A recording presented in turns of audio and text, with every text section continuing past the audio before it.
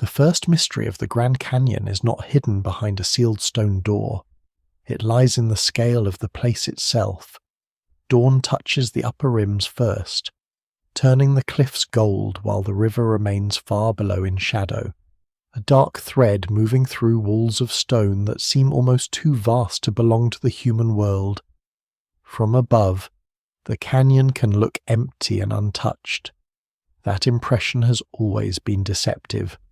Long before surveyors drew maps across the plateau, long before tourists leaned over railings, and long before a newspaper claimed that an Egyptian city had been discovered inside the cliffs, people already knew this landscape intimately. They crossed it, farmed near it, gathered food from it, built within it, marked routes through difficult terrain, and carried stories that connected springs, mesas, and side canyons into one living world.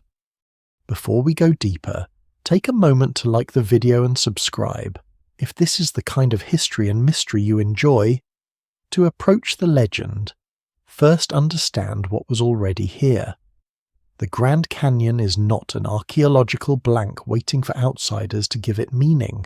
It holds evidence of human presence stretching back thousands of years, alongside living indigenous histories inseparable from the canyon itself.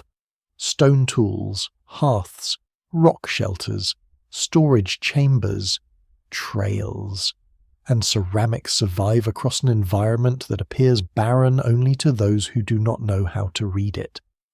The canyon's geology encourages the imagination.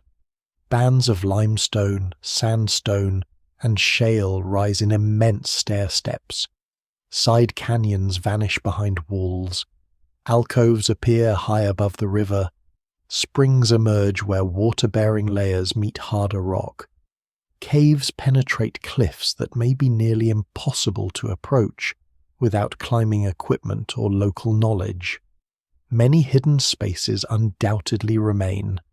Thousands of caves exist, and only some are thoroughly documented. Yet hidden space is not the same as hidden civilization. That distinction will become essential, because the later legend depends on turning the canyon's real inaccessibility into proof of almost anything. What survives in the archaeological record suggests repeated occupation, movement, and adaptation, rather than one single culture controlling the entire region for all time. Some of the earliest traces belong to mobile peoples who moved through the southwest near the end of the Ice Age, leaving shaped stone tools and sparse signs of temporary use. Over millennia, communities learned the rhythms of the plateau, the river corridor, and the canyon's smaller ecological zones. They understood where seasonal water could be found, where plants ripened, and where a protected alcove could provide shelter.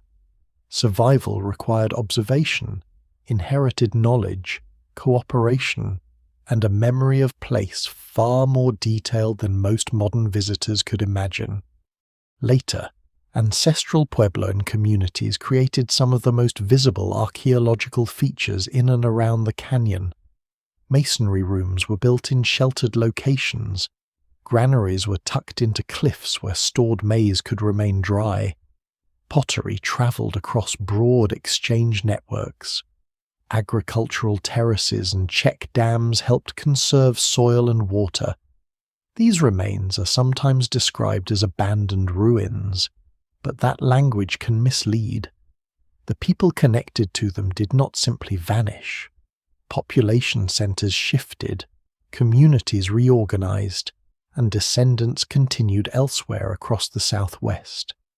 Archaeologists debate particular migrations and transitions, but continuity between ancient sites and living indigenous peoples is fundamental. The Havasupai, Hualapai, Hopi, Navajo, Southern Paiute, Zuni, and other affiliated tribes maintain deep relationships with the canyon and surrounding lands. Their traditions do not treat the canyon as an empty natural monument discovered by modern America. It is homeland, place of emergence, route of travel, source of life, and part of a sacred geography. These traditions are distinct, and no summary can represent them all. What matters here is that the canyon was already full of names, meanings, and histories before 19th century explorers renamed its formations after distant gods and empires. That renaming would later play an unexpected role in the Egyptian legend. A modern map includes features called Isis Temple, Osiris Temple, Horus Temple, the Tower of Ra, and other names drawn from mythologies far beyond the American Southwest. Seen without context, they can feel like clues. A person already inclined to believe that Egyptians crossed an ocean and settled in the canyon may assume the names preserve a forgotten memory. In reality, many were applied by American geologists, surveyors, and mapmakers who drew from Egyptian, Hindu, classical, Norse, and other traditions because the formations seemed worthy of grand titles.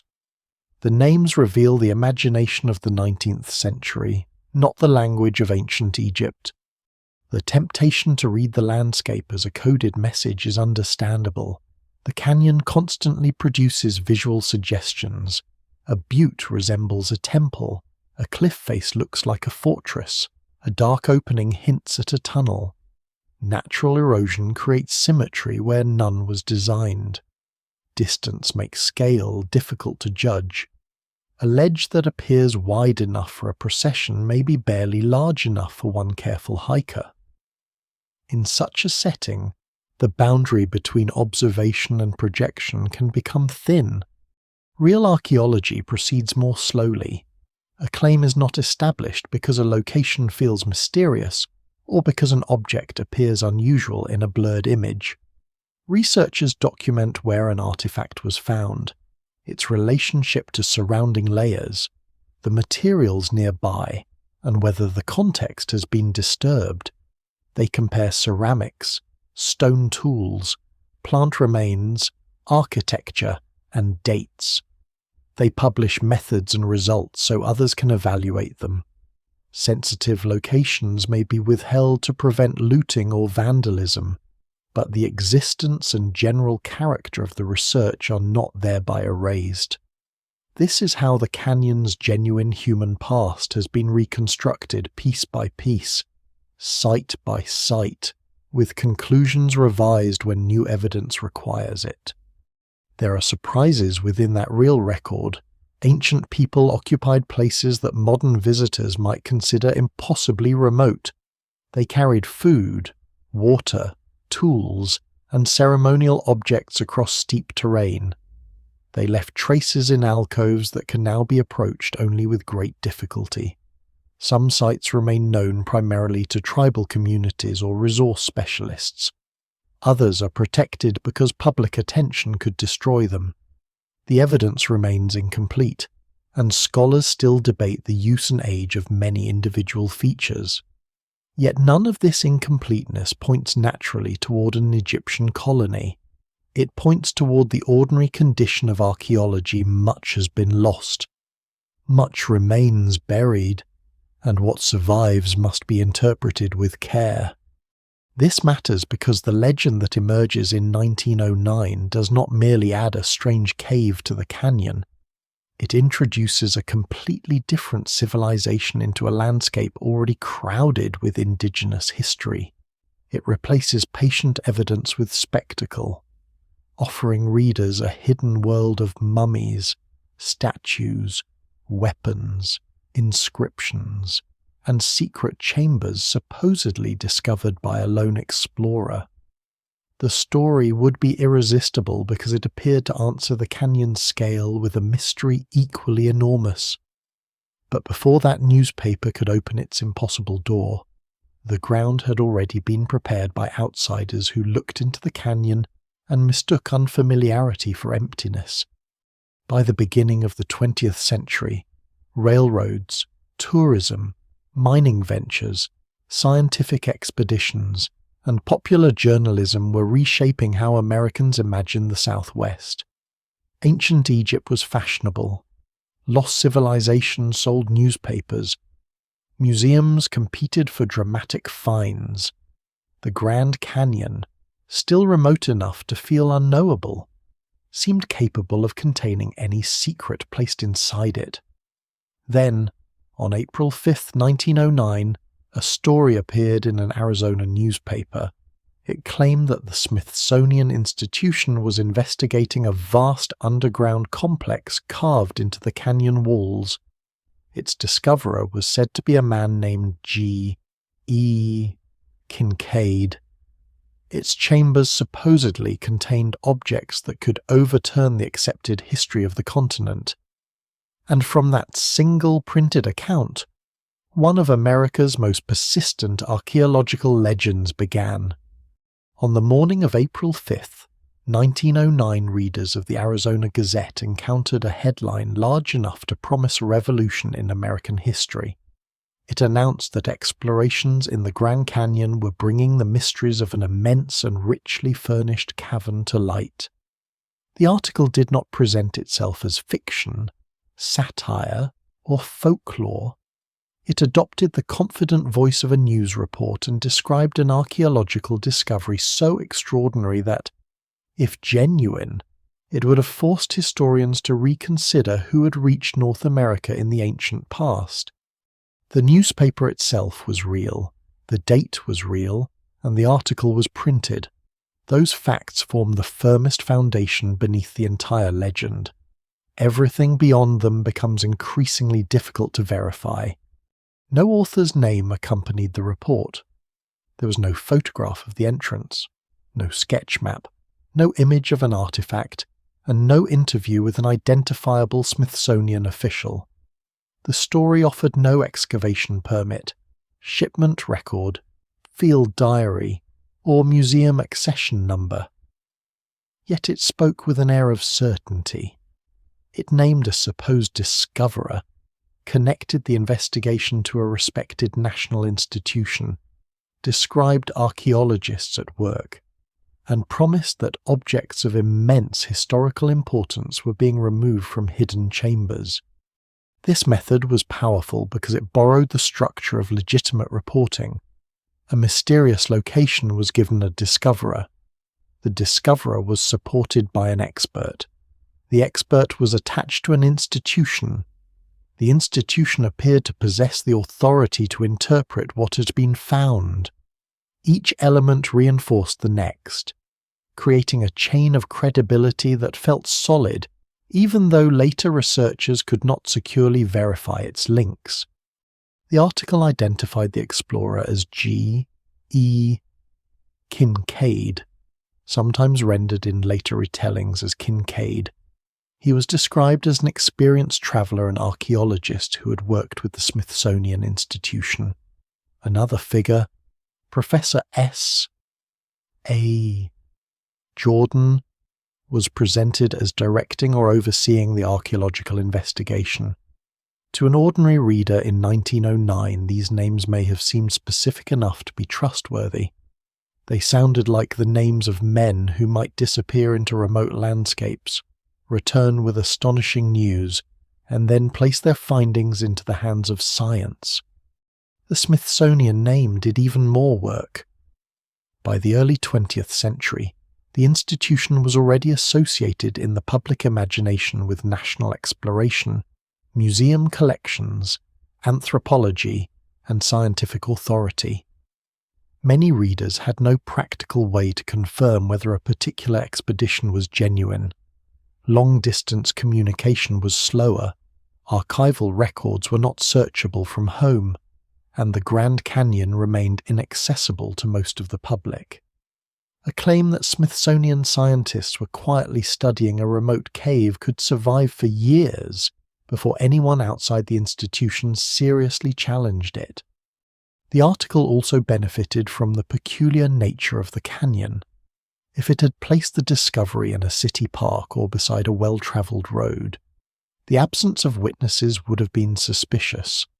Instead, it described a location somewhere within an immense landscape of cliffs, side canyons, concealed alcoves, and difficult river routes. The canyon itself became a kind of alibi. Of course, the entrance could not easily be visited. Of course, only an experienced explorer had reached it. Of course, the exact position could not be publicly checked. The more inaccessible the place appeared, the easier it became to explain why direct evidence was missing. This was not unusual in the newspaper culture of the period. Early 20th century journalism contained excellent reporting, but it also existed in fierce competition for attention. Sensational discoveries, strange creatures, lost mines, buried cities, mysterious races, and dramatic scientific claims could draw readers immediately. Some stories were based on genuine events inflated beyond recognition. Others came from correspondents whose information was never adequately checked. A few were deliberate inventions. The boundaries between news, entertainment, promotion, and tall tale were often less carefully guarded than modern readers might expect. In the American West, this culture blended naturally with an older tradition of frontier storytelling. Remote landscapes attracted stories of vanished prospectors, hidden treasure, strange tribes, secret tunnels, and ancient visitors. A tale became more persuasive when attached to a real place whose scale discouraged investigation. The Grand Canyon was almost perfect for this purpose. It was famous enough to inspire awe, but still unknown enough to accommodate fantasy. The exact path by which the Gazette story reached print remains uncertain. No surviving evidence has established its author with confidence. Researchers have examined the possibility that it was assembled from real names, distorted reports, local humour, or the traditions of professional newspaper hoaxing. Don Lago's historical investigation found that the report received remarkably little confirmation from other Arizona newspapers. More than a dozen contemporary publications were checked, yet only one appears to have repeated the story. Another newspaper dismissed it as resembling a Manhattan story, a phrase linked to the spectacular fabrications associated with the famous Western hoaxer Joe Manhattan. That reaction is revealing. Modern believers sometimes assume that everyone accepted the discovery in 1909 and that official silence came later. The contemporary newspaper record suggests something less dramatic. The story may have attracted curiosity, but it did not trigger the broad journalistic response expected from a discovery capable of rewriting the history of two continents. There was no flood of reporters toward the canyon, no public demand for Smithsonian exhibitions, and no sustained sequence of updates documenting the removal and study of artifacts. The silence that followed was not originally treated as evidence of a conspiracy. It was simply silence. The article appeared, delivered its extraordinary claims, and then largely vanished into the enormous archive of old American newspapers. For decades it seems to have had little influence beyond occasional local memory. Only later, when researchers, enthusiasts, and conspiracy writers rediscovered it, would the absence of follow-up become part of the mystery itself. This transformation is crucial. A forgotten article is not automatically a suppressed article. Newspapers routinely publish stories that are never revisited, especially when the claims prove false, sources disappear, or editors lose interest. Yet once a reader assumes the original report must have been true, every missing document begins to look suspicious. The absence of photographs becomes evidence that photographs were confiscated. The absence of artifacts becomes evidence that artifacts were hidden. The absence of expedition records becomes evidence that records were destroyed. A claim protected by this logic can become almost impossible to disprove, because every contradiction is absorbed as further proof of concealment. The language of the Gazette article encouraged that later development by combining precision and vagueness in careful proportions. It offered enough specific detail to feel repertorial, but withheld enough practical information to prevent straightforward verification. It gave names but not reliable biographies. It described a location but not one that could be securely plotted. It invoked the Smithsonian but cited no department, document, or official statement. It promised material evidence while presenting none to the reader. What survives in the record suggests a newspaper story built to create astonishment before doubt had time to form. Its power lies less in what it proved than in how effectively it invited the reader to imagine proof existing somewhere beyond reach. Behind the printed words stood a cave no one could visit, artifacts no one could inspect, and experts whose authority could not easily be questioned from a distance. The door into the legend was therefore made of paper. Once opened, it led toward a lone explorer descending the Colorado River, noticing a dark opening high in the cliff, climbing into a passage and crossing the threshold of a subterranean world. The newspaper had established the authority of the discovery. It was now ready to reveal the man who supposedly found it. The man at the center of the story enters the canyon alone. According to the newspaper, G.E. Kinkaid is traveling down the Colorado River in a wooden boat, moving through a corridor of cliffs where distance, height, and direction can become difficult to judge. The river carries him past walls layered with deep geological time, beneath ledges that appear close from the water but rise hundreds of feet above it. Somewhere along this route, he notices an opening in the rock. It is not at river level. It lies high on the canyon wall, beyond an exposed climb, in a position that seems chosen to discourage accidental discovery. The account presents this moment with the simplicity of a classic adventure tale. A lone explorer sees what others have overlooked.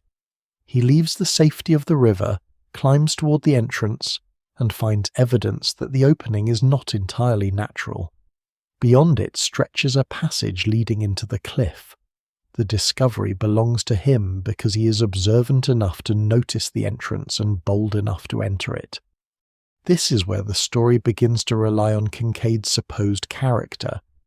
The Gazette describes him not as an impulsive wanderer, but as an experienced explorer and archaeologist, a man familiar with difficult terrain and ancient remains.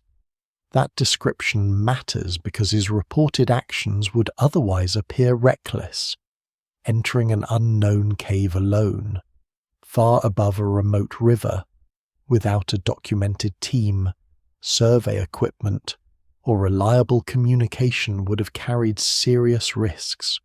Rockfall, unstable floors, narrow passages, sudden drops, poor air, and complete darkness can make even a small cave dangerous. A vast underground complex would demand preparation, lighting, supplies, and careful mapping.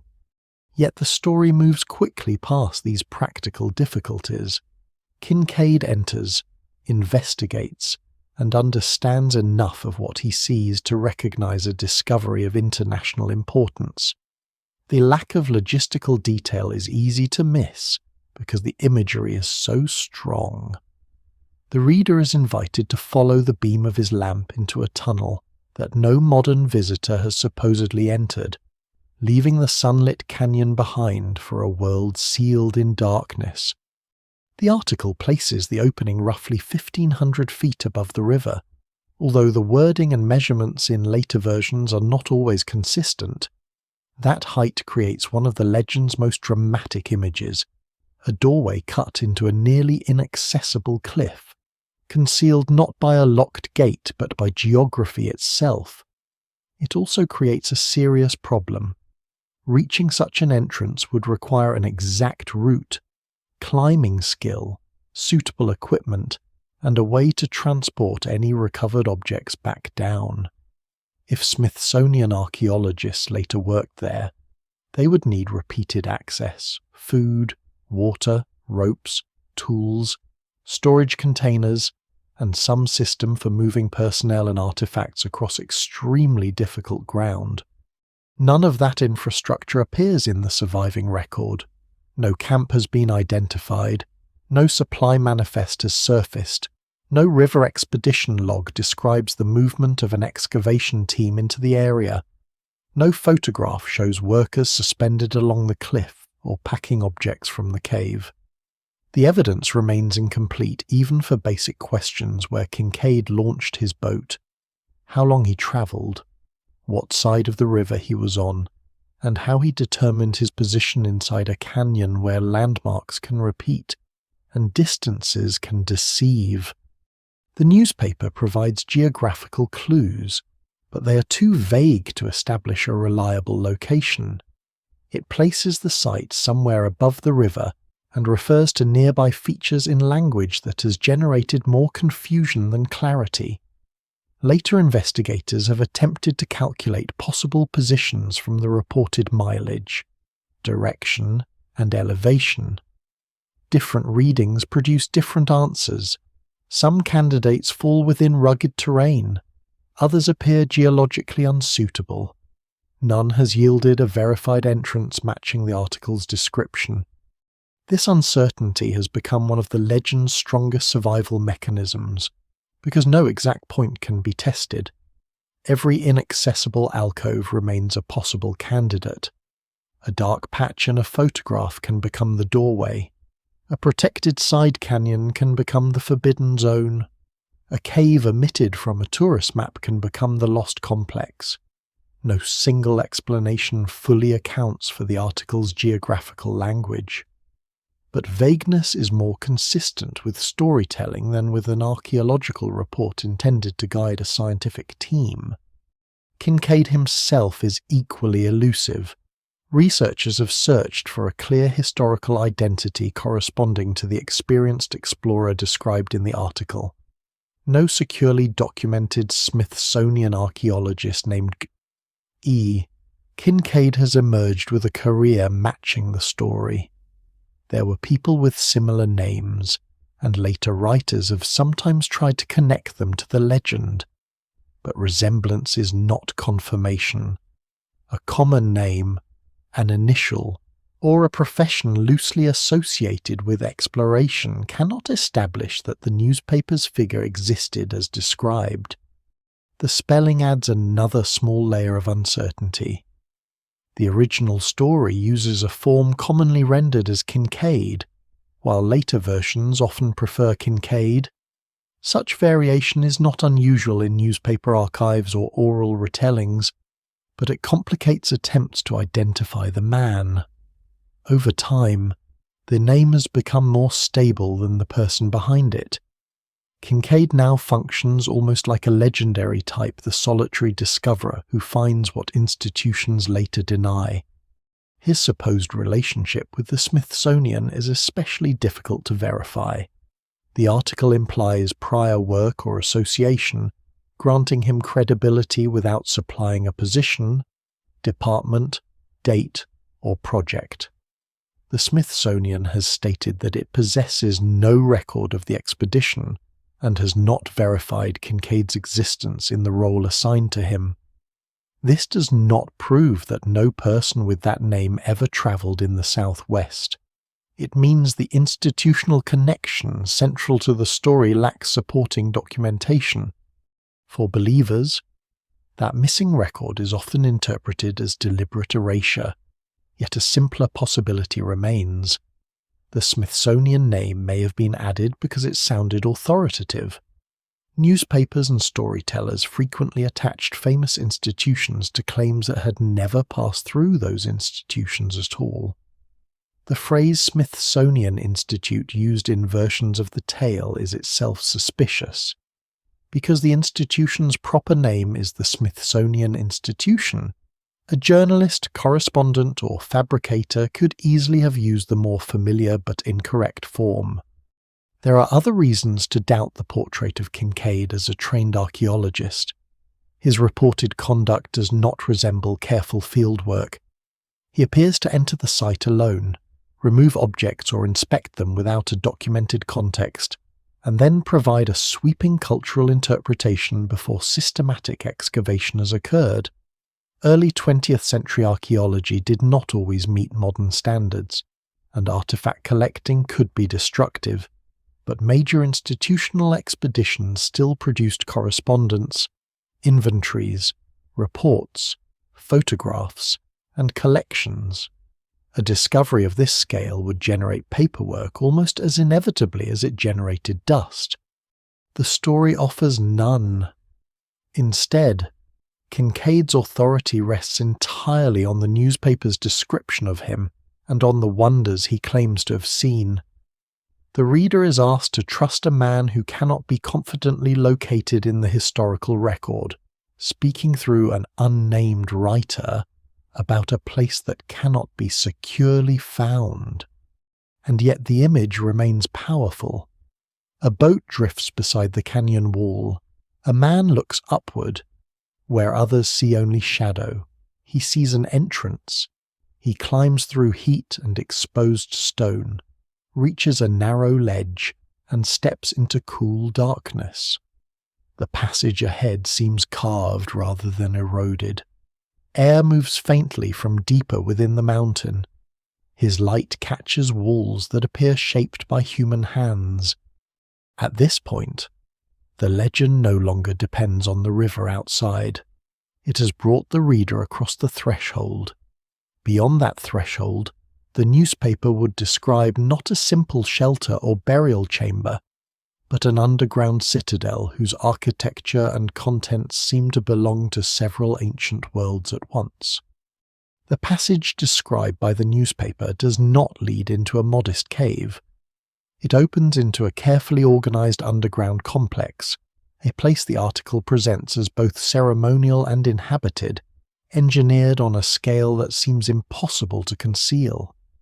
Kinkaid moves through a tunnel extending deep into the cliff until he reaches a broad chamber, from which other rooms branch outward. The architecture is described with enough order to suggest planning corridors, side rooms, a central space, and passages arranged around what appears to be a sacred core. One of the most memorable features is a chamber said to have the form of a cross. The article does not establish whether this shape is architectural, symbolic, or merely the observer's interpretation, but later retellings transform it into one of the complex's defining elements. From this chamber, doorways supposedly lead into rooms containing objects of different kinds, as though the site were a temple, storehouse, military depot, mortuary complex, and archive combined. At the centre stands an enormous seated figure. The newspaper describes it as resembling the Buddha, though its proportions and details remain vague. It sits with crossed legs, facing the entrance, surrounded by an atmosphere of ancient authority. This single image has helped the story endure because it is so easy to visualize a solitary explorer raising his lamp toward a colossal idol that has waited in darkness for centuries. But the statue immediately creates a cultural problem. A Buddha-like image does not belong naturally within an Egyptian colony. Rather than choosing one ancient civilization, the story draws from several. The chambers are said to contain objects interpreted as Egyptian, Asian, or vaguely Oriental, a category used loosely in the period for cultures stretching from North Africa to East Asia. The result is not a coherent archaeological culture, but a collection of motifs familiar to early 20th century readers. The article describes copper weapons, including swords and spear points, arranged or stored within one of the rooms. Copper objects would be significant if found in a secure archaeological context, but the report provides no measurements, metallurgical analysis, photographs, or description of corrosion. It does not explain whether the weapons were cast, hammered, sharpened, decorated, or associated with organic materials that might be dated. They function in the story primarily as signs of an advanced and warlike people. Other rooms supposedly contain pottery, tablets, and carved symbols. The inscriptions are presented as hieroglyphic or hieroglyph-like, but no characters are reproduced, no transcription is offered, and no linguist is named as having examined them. This omission is particularly striking. A single clear inscription could have transformed the claim from a newspaper curiosity into a subject of international scholarly attention. Egyptian writing was already well studied by 1909. Specialists could have compared signs, grammar, names, titles, and religious formulas. Instead, the reader receives only the assurance that strange symbols existed. The reported tablets are equally elusive. Their material is not consistently explained in later versions, and their contents remain unknown. They may be imagined as stone slabs, metal plates, or inscribed panels depending on the retelling. No object has ever been produced for examination. There is no accession number in a museum collection, no drawing in an expedition notebook, and no photograph preserved in an institutional archive. The evidence stops at the printed description. The newspaper also claims that a large chamber contains mummified bodies. These are not described as ordinary burials. They appear arranged on shelves or platforms, wrapped in dark material, and placed in a manner that suggests deliberate preservation. Their size, physical features, and funerary treatment are later exaggerated in popular versions, but the original account already encourages the belief that the dead belong to a foreign people. Mummification is one of the strongest emotional links to Egypt, yet deliberate preservation of human remains is not uniquely Egyptian. Dry environments can preserve bodies naturally, and many societies developed distinct mortuary practices. To identify an Egyptian burial, archaeologists would examine wrapping methods, resins, amulets, coffin styles, inscriptions, anatomical treatment, associated objects, and dating evidence. None of those details is supplied. The word mummy does almost all the interpretive work. The imagined complex grows more elaborate with each room. There are suggestions of storage areas filled with grain or seeds, traces of food preparation, and spaces that might have housed a substantial population. One chamber reportedly contains instruments or tools whose purposes are unclear. Another is described as a crypt or burial hall. The article gives the impression that the explorers are looking at the preserved remains of an entire society rather than an isolated ritual site. That scale introduces practical contradictions. A community capable of excavating such a complex would need to remove enormous quantities of rock. If the chambers were cut by hand, the work would require labour, tools, lighting, ventilation, water, food, and a method for disposing of debris. The entrance high above the river would complicate every part of construction and occupation. A long-term population would leave refuse, hearths, broken tools, plant remains, animal bones, human waste, and trails connecting the site to water and resources. None of these surrounding signatures has been identified. No quarry debris corresponding to the supposed excavation has been documented. No settlement pattern indicates the presence of a foreign colony supporting workers inside the cliff. No Egyptian ceramic tradition, writing system, burial practice, or imported material appears as an established cultural layer within the canyon's official archaeological record. The architecture itself is difficult to reconcile with Egyptian building traditions. Ancient Egyptian tombs and temples varied greatly across thousands of years, but they followed recognizable patterns shaped by chronology, region, religion, and available stone. A subterranean complex in Arizona would need to show diagnostic features that could be compared with known Egyptian examples. The article provides only broad terms such as tunnels, chambers, crypts, and idols. These are dramatic, but they are not culturally specific. The Buddha-like statue makes the problem even clearer. Buddhism developed long after the earliest periods of Egyptian civilization and within a different historical world. A site combining Egyptian hieroglyphs, Buddhist imagery, copper arsenals, and mummified bodies would require an extraordinary explanation supported by extraordinary evidence. Instead of acknowledging the contradiction, the article treats cultural mixture as proof of antiquity and mystery. This was common in the lost civilization literature of the period. Writers often blended unrelated cultures into a single vanished race, imagined to have spread knowledge across the world. Similarities in pyramids, burial customs, sun symbolism, or monumental architecture were interpreted as signs of one forgotten source. Modern archaeology generally approaches such comparisons more cautiously. Human societies can develop similar forms independently, and visual resemblance alone does not establish contact. The underground citadel described in the Gazette reflects this older imagination. It is less a portrait of one real civilization than a museum of ancient wonders compressed into a single cave. Egypt contributes mummies and hieroglyphs. Asia contributes the seated idol. The American frontier contributes the inaccessible location and solitary explorer. Popular archaeology contributes the promise that accepted history is about to collapse. Scholars still debate exactly how the story was created and which sources inspired its imagery.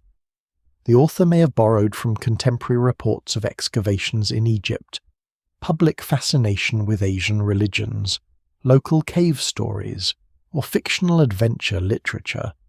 No single explanation fully accounts for every detail. What can be said with confidence is that the contents of the complex have never moved from narrative into verifiable evidence. The cave exists vividly in language. Its corridors can be followed sentence by sentence. Its objects can be listed. Its dead can be imagined lying in darkness. But nothing described inside it has been independently documented. There is no artifact that can be held, dated, translated, or tested. For the legend to appear credible, it therefore needed more than Kinkaid's testimony. It needed the presence of trained experts and the authority of an institution capable of confirming that this underground world was real. The newspaper supplied both by bringing the Smithsonian into the canyon.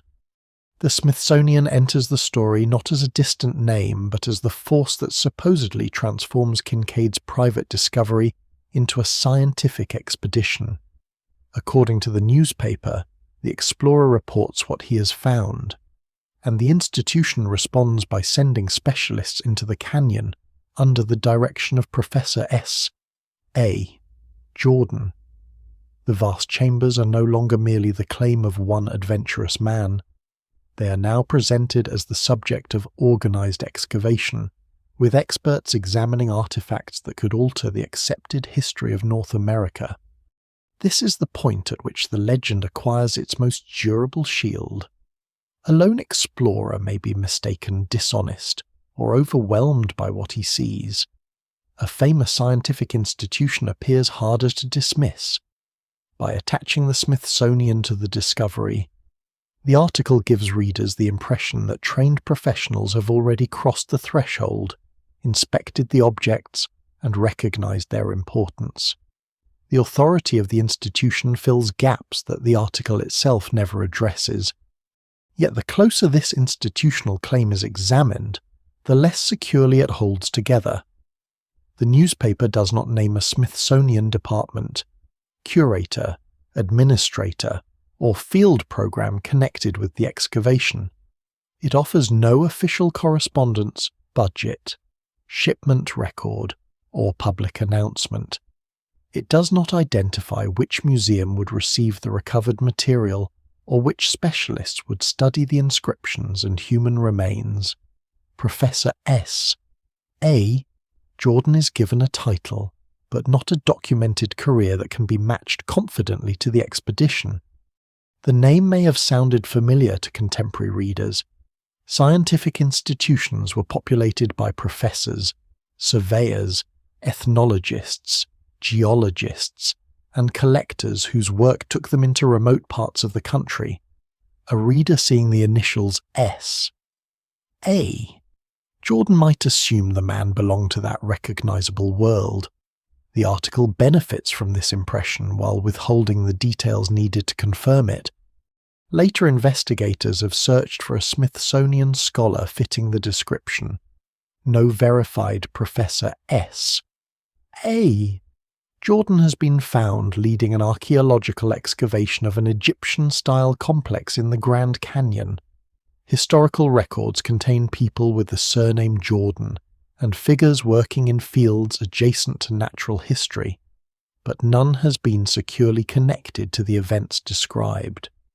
As with Kinkaid, the name remains specific enough to feel real and elusive enough to resist confirmation. The institution itself has repeatedly stated that it has no record of the expedition. Its public response to the legend is direct. No evidence has been found that Smithsonian archaeologists excavated an Egyptian site in the canyon, and the identity of Kinkaid has not been established in the role assigned to him. The original story appears to stand alone, unsupported by the documentary trail expected from an undertaking of such scale. That trail would be difficult to erase completely. Institutional expeditions produce layers of administration even before fieldwork begins. There are letters discussing funding, transportation, personnel, equipment, and permissions. There are field notes, maps, photographs, packing lists, invoices, specimen labels, and reports. Human remains and major artifacts entering a museum collection acquire numbers and storage histories. Scholars correspond about unusual discoveries, especially discoveries likely to transform established knowledge. An excavation inside the Grand Canyon would also involve logistical challenges too large for a small anonymous operation. Workers would need to reach the site repeatedly, establish safe access to the entrance, illuminate and ventilate chambers, document architecture, remove selected objects, and transport them through steep terrain. Such activity would be noticed by boatmen, local residents, officials, prospectors, guides, or other travelers. Even if the location remained confidential, traces of the expedition should appear somewhere beyond a single newspaper article. No such supporting record has surfaced.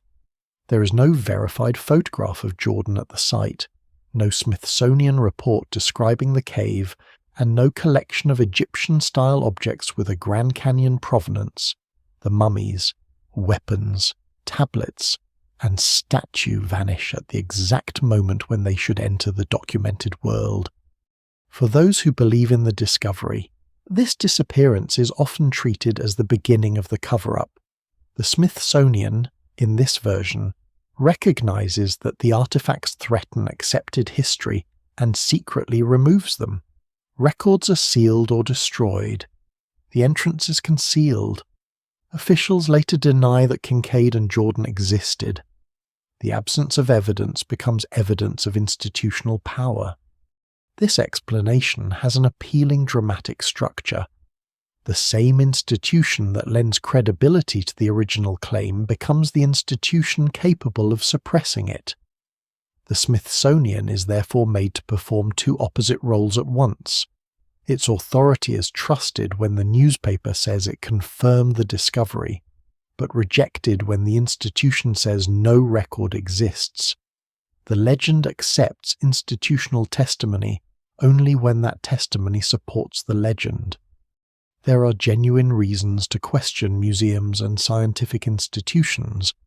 Collections were often assembled through colonial systems, unequal exchanges, destructive excavation, and the removal of sacred or ancestral materials, records can be incomplete, objects can be misidentified, misplaced, repatriated, or left unpublished for years. Scholars have sometimes dismissed indigenous knowledge or protected reputations rather than acknowledging errors. Institutional authority is not proof of perfect conduct. But general mistrust does not establish a specific hidden excavation. To demonstrate suppression, there would still need to be positive evidence, a document showing the expedition was authorized, an artifact with a traceable chain of custody, a photograph with a verifiable location, or testimony supported by independent records. No such material has emerged in this case. The possibility that institutions can conceal information cannot substitute for evidence that this institution concealed this discovery. The wording of the original report raises additional doubt. It refers in some versions to the Smithsonian Institute, a common but incorrect rendering of the Smithsonian Institution. A hurried journalist could make that mistake. So could a local storyteller or fabricator invoking a famous name without direct institutional contact. The error does not prove the article is false, but it weakens the impression that the report came from someone closely involved with Smithsonian personnel. The timing also deserves attention. By 1909, archaeology was becoming increasingly professional, yet popular reporting still portrayed institutions as collectors of marvels. The public imagined museum experts receiving mysterious crates from remote expeditions and unlocking secrets in private laboratories. The Smithsonian name carried both scientific respectability and the romance of national exploration. It was an ideal ingredient for a story that needed to feel official without presenting official documents. Don Lago's research suggests that the tale did not generate the kind of immediate institutional controversy later versions imply. Contemporary Arizona newspapers largely ignored it. There is no visible campaign of Smithsonian denial beginning in 1909 because there appears to have been no sustained public demand for an explanation. The confrontation between believers and the institution developed much later, after the forgotten article was revived and interpreted through modern conspiracy culture. What survives in the record therefore suggests that the Smithsonian may have entered the legend first as a literary device rather than as an archaeological participant. Its name solved several storytelling problems at once. It explained why Kinkaid was believed. It supplied experts to interpret the cave. It implied that artifacts had been removed to safety. And, once the objects could no longer be found, it provided a powerful suspect. The institution's presence also shifted the story away from local rumour and toward national significance. This was no longer merely a strange cave known to an Arizona newspaper. It was a discovery supposedly recognised by the country's leading museum and research establishment. If true, it would connect ancient Egypt, Asia, and North America in a hidden history preserved beneath federal land. That possibility spoke directly to the obsessions of the era.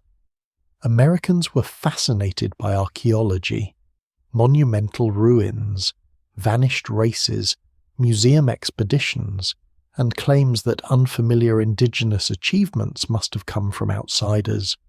The Gazette story did not arise in an intellectual vacuum. It entered a culture already prepared to believe that the continent concealed traces of a grand foreign civilization, waiting for a white explorer and a national institution to reveal them. The legend found fertile ground because early 20th century America was already crowded with imagined civilizations. Newspapers, museums, lecture halls, world's fairs, adventure novels, and popular histories presented archaeology as a sequence of spectacular revelations. Tombs opened, ruined cities emerged from jungles, explorers returned with statues, gold, inscriptions, and human remains. ancient Egypt occupied a special place in this culture, offering the perfect combination of monumentality, mystery, wealth, and death. To modern readers, the year 1909 can seem safely distant from the great wave of Egyptian fascination associated with the discovery of Tutankhamun's tomb in 1922. But Egypt had been deeply embedded in Western popular culture long before that event. Mummies appeared in exhibitions and fiction. Obelisks stood in European and American cities. Egyptian imagery entered architecture, theatre, advertising, funerary design, and secret societies. Archaeological discoveries from the Nile Valley were reported with enormous excitement, often stripped of context and presented as glimpses into a nearly supernatural past. The Grand Canyon story borrowed directly from this atmosphere. A hidden chamber filled with mummies and inscriptions required little explanation, because readers already understood what such objects were supposed to signify.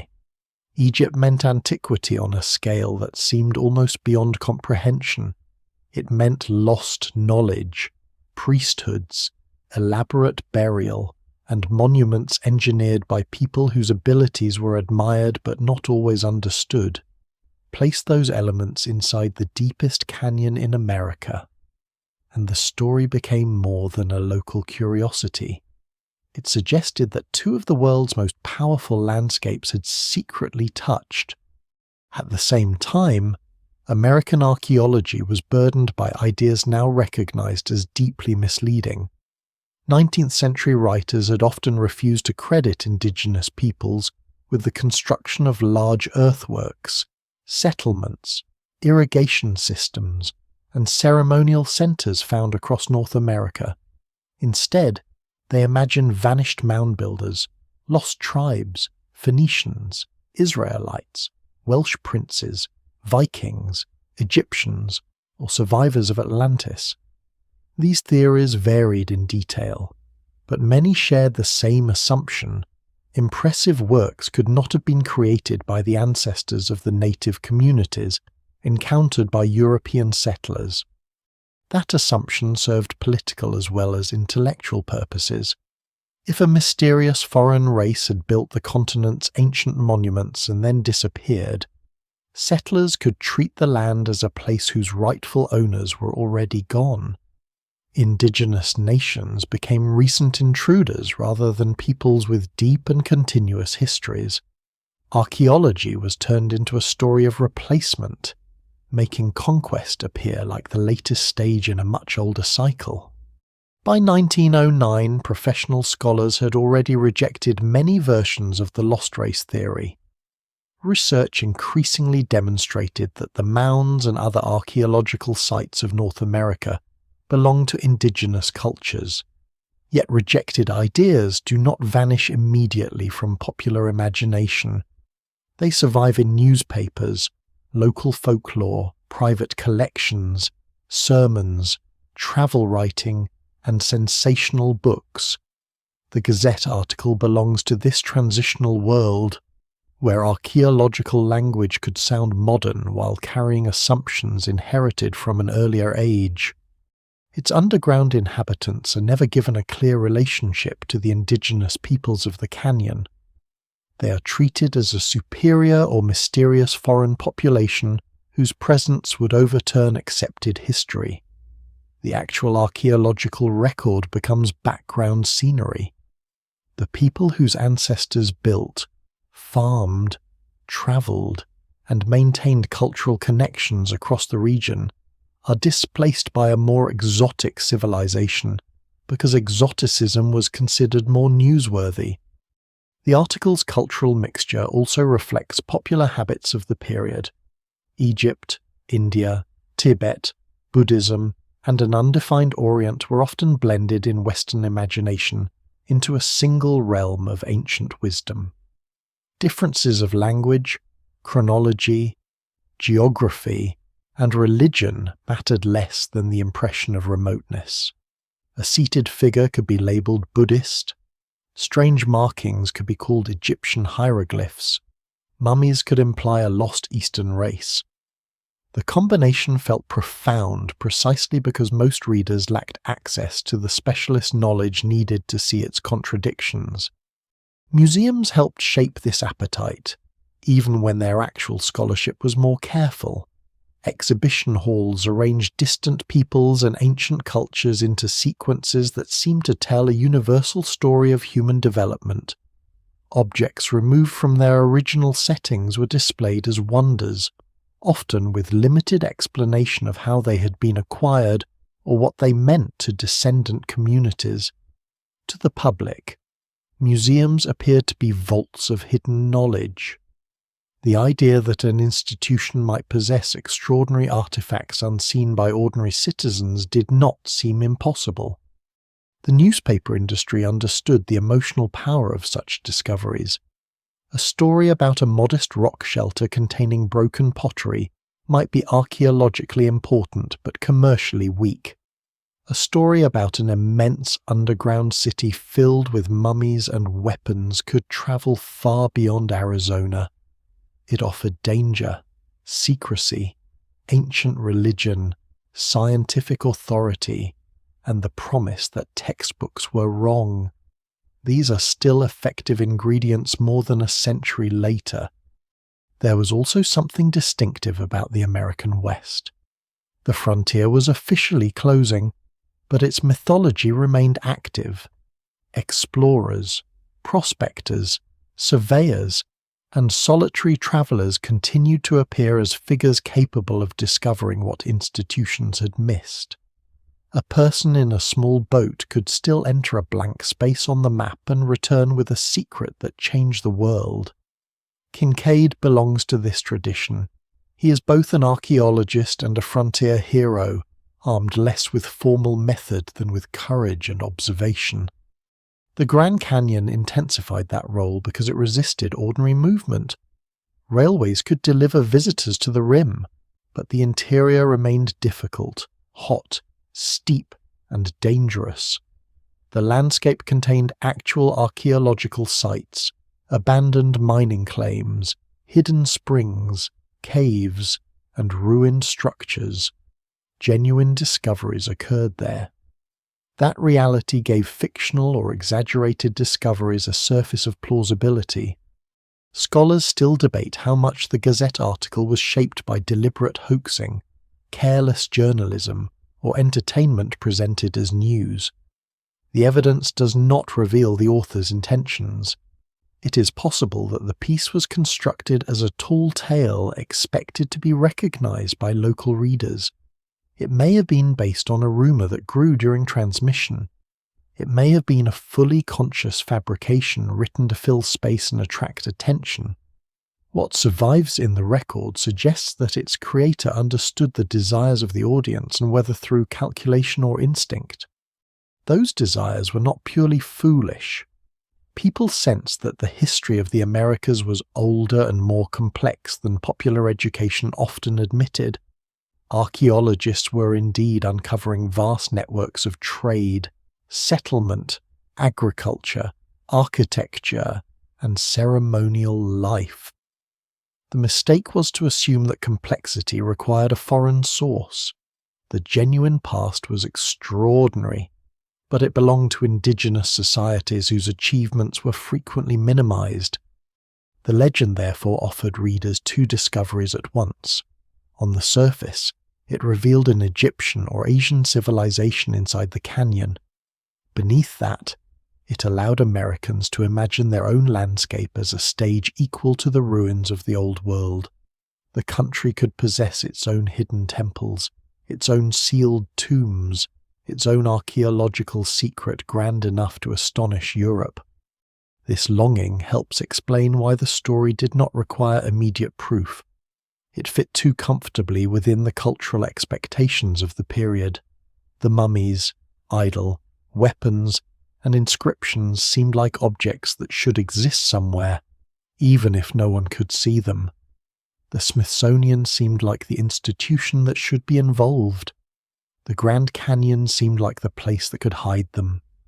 Yet belief becomes harder to maintain when names, records, and collections are examined one by one.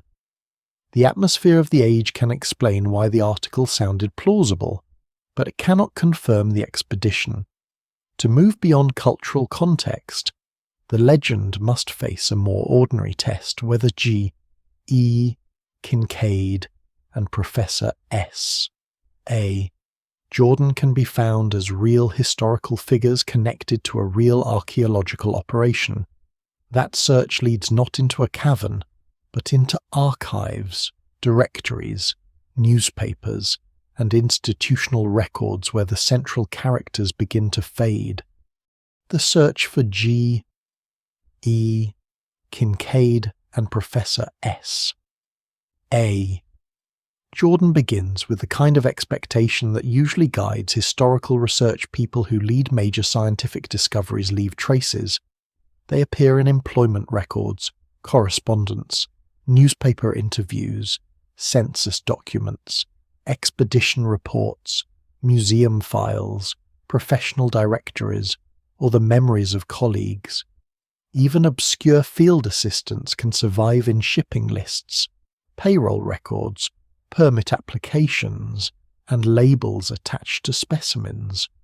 A discovery as important as the one described in 1909 should have produced not one trace, but many.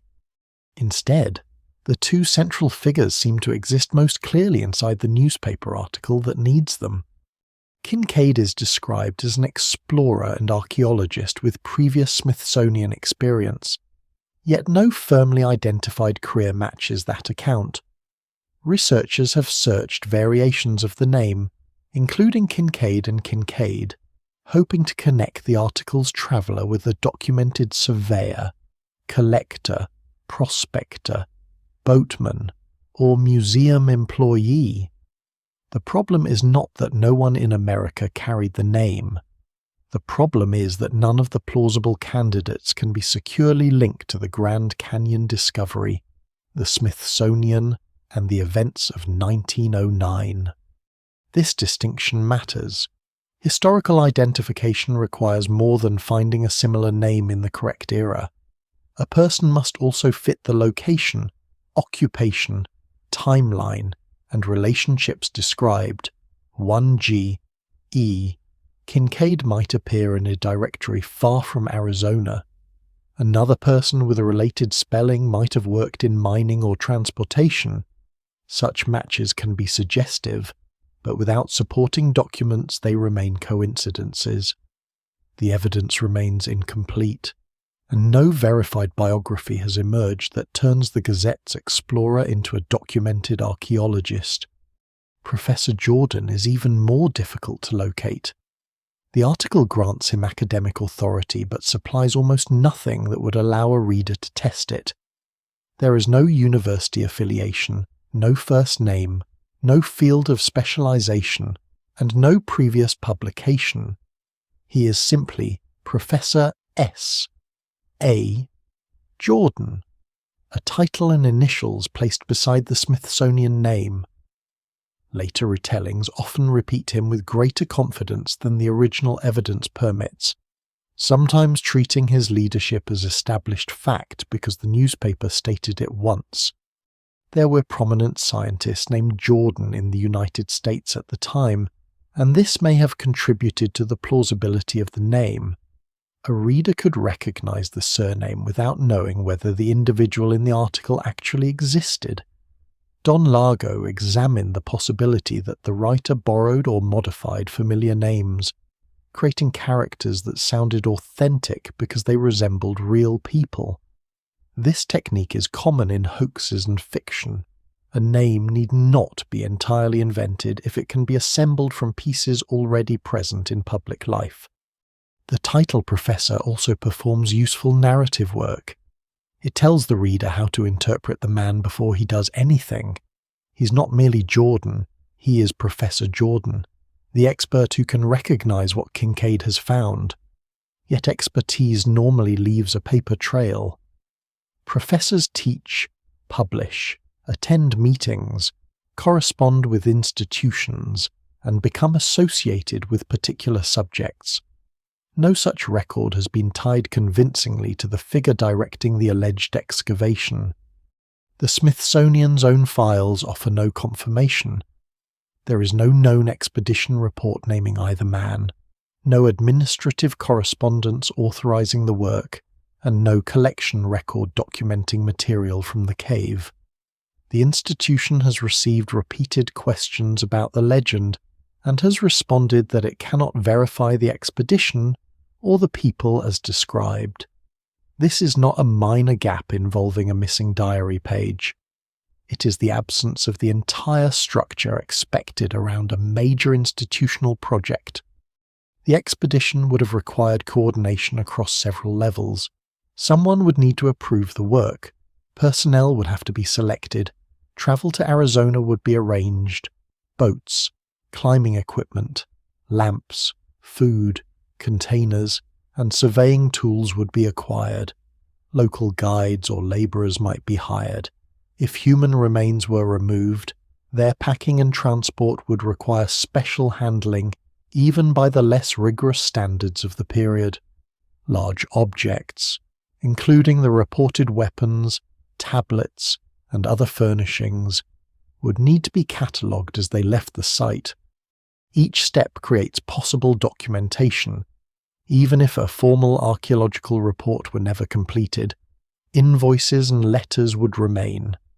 Newspaper reporters might notice the arrival of museum specialists, railway records, hotel registers, river travel accounts, or local correspondents might preserve fragments. The more ambitious the excavation becomes, the harder it is to imagine every trace disappearing while a single, detailed article survives. The lack of a follow-up report is equally damaging. The Gazette claims that an important investigation is underway, not merely that Kinkaid once saw a curious cave. If archaeologists were actively removing and studying artifacts, results should follow. Inscriptions would be copied, mummies would be examined, comparisons with Egypt or Asia would be proposed, rival scholars would challenge the conclusions, newspapers beyond Arizona would report the controversy. None of that happened. The near silence of contemporary Arizona journalism is one of the strongest clues identified by Don Largo. He reviewed more than a dozen newspapers from the period and found almost no independent confirmation. Only one other paper appears to have repeated the account, while another referred dismissively to the story as resembling a Manhattan fabrication. In an age when newspapers routinely borrowed dramatic items from one another, the failure of such a spectacular report to spread widely is striking. This does not prove the identity of the author or reveal the exact mechanism of invention.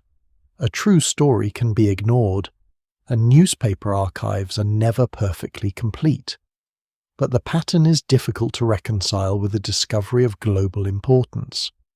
Editors across Arizona would have understood the value of sending reporters, requesting statements, or printing updates. The absence of that response suggests that some contemporaries may have recognized the report as unreliable, humorous, or unworthy of pursuit. The article also contains no witnesses beyond the people it introduces. There is no named boatman who travelled with Kinkaid, no worker who helped clear the tunnels, no photographer, no translator, and no local official who visited the site. Jordan's expedition remains strangely faceless. This allows the narrative to avoid contradictions among multiple testimonies, but it also leaves the central claims dependent on figures who cannot be independently questioned. Over time, the names have gained a kind of solidity through repetition. A century of books, websites, videos, podcasts, and discussions has made Kinkaid and Jordan feel like historical personalities. Their names appear in thousands of retellings, often detached from the fact that nearly all of them lead back to the same unsigned newspaper story. Repetition creates familiarity, and familiarity can be mistaken for corroboration.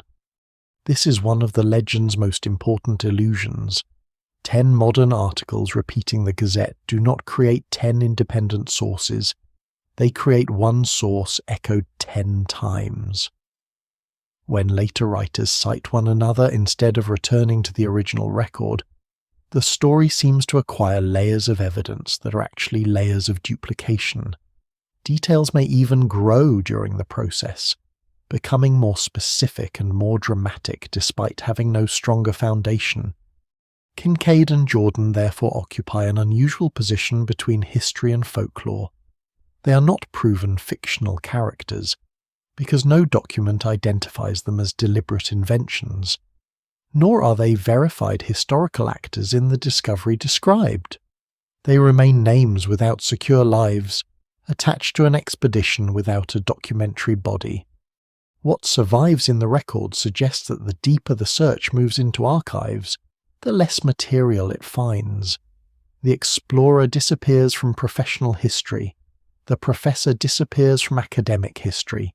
The excavation disappears from Smithsonian history. Only the article remains, still pointing toward a cave whose location is described just clearly enough to inspire pursuit, and just vaguely enough to remain beyond confirmation. The location described in the 1909 article seems, at first, almost precise enough to follow. It refers to a point along the Colorado River, gives a rough distance from a known place, places the entrance high above the water, and suggests that the opening lies within a dramatic section of the canyon walls. These details have encouraged generations of readers to believe that the cave can be found if the clues are measured carefully enough. Yet each clue begins to weaken under examination. Distances travelled along the Colorado are not simple straight lines. The river bends through side canyons, narrows, widens, and turns beneath cliffs that obscure the wider landscape. A mileage estimate made from a boat in the early 20th century could depend on the route followed, the starting point used, the quality of the map, and whether the traveller measured river distance or direct distance. Even small errors become significant when projected onto a canyon hundreds of miles long. The article's wording also leaves uncertainty over direction. Later retellings sometimes place the site in different parts of the canyon because they interpret the same geographical phrase in different ways. A reference point that seems obvious to one investigator may have been understood differently in 1909. Place names change, map conventions change, and local expressions do not always survive in a form precise enough for modern reconstruction. Then there is the reported height of the entrance. The cave is said to lie roughly 1,500 feet above the river, a detail that makes the discovery sound both hidden and heroic. From the water, however, estimating the elevation of an opening in a cliff can be extremely difficult. Canyon walls distort scale. A small shadow can resemble a large portal. A ledge may appear gently sloped when it is nearly vertical. A formation that seems directly above the river may actually stand deep within a side canyon. If the height is taken literally, the entrance would occupy a zone that is difficult to reach from below and not necessarily easy to approach from the rim. The route would have to cross broken cliffs, steep talus, narrow shelves, or exposed rock faces. Repeated access by an excavation team would demand ropes, ladders, anchors, or a known natural route. The article mentions none of these in a practical way. The difficulty of the climb is often treated as evidence that the site was deliberately placed beyond reach, but an inaccessible entrance creates as many questions for the supposed builders as it does for modern explorers. If a large community occupied the complex, people would need to move food, water, fuel, tools, and construction materials into it. If the chambers served as a burial centre, bodies and funerary goods would have to be transported upward. If the site contained weapons, grain, pottery, and numerous mummies, then access could not have been impossible to the people who used it. water presents an even greater problem. The Colorado flows far below, and springs within the canyon are unevenly distributed. A permanent settlement high in the cliff would require a dependable nearby source or a system for carrying and storing large quantities of water. The newspaper does not describe cisterns, channels, wells, or containers adequate for a substantial population. It offers a city-like interior without explaining how life inside it could be sustained. The surrounding landscape should also preserve evidence. A route used regularly over generations would leave worn trails, steps, retaining walls, camps, or discarded material. Construction debris would accumulate somewhere outside the chambers. Broken tools, food remains, pottery fragments, and charcoal might appear along the approach. Archaeological sites do not usually exist as perfectly isolated rooms detached from every activity that made them possible. No verified pattern of this kind has been documented around any proposed location. Enthusiasts have identified openings, cliffs, and restricted areas that they believe correspond to the Gazette account, but none has produced a secure archaeological context demonstrating an Egyptian or Asian presence. A shadow in a distant photograph cannot establish that a passage lies behind it. A cave entrance cannot prove that it contains the complex described. The canyon has many natural cavities, mines, shelters, and erosional features, so resemblance alone carries little weight. Some searches focus on the eastern Grand Canyon, others on the western sections, and still others on remote areas outside the most heavily visited corridors.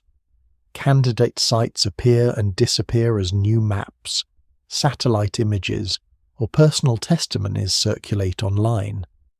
Each proposal usually begins with one detail that seems to match the correct height: a nearby Egyptian-sounding place name, an apparently artificial opening, or a zone closed to the public. The problem is that these clues are not independent.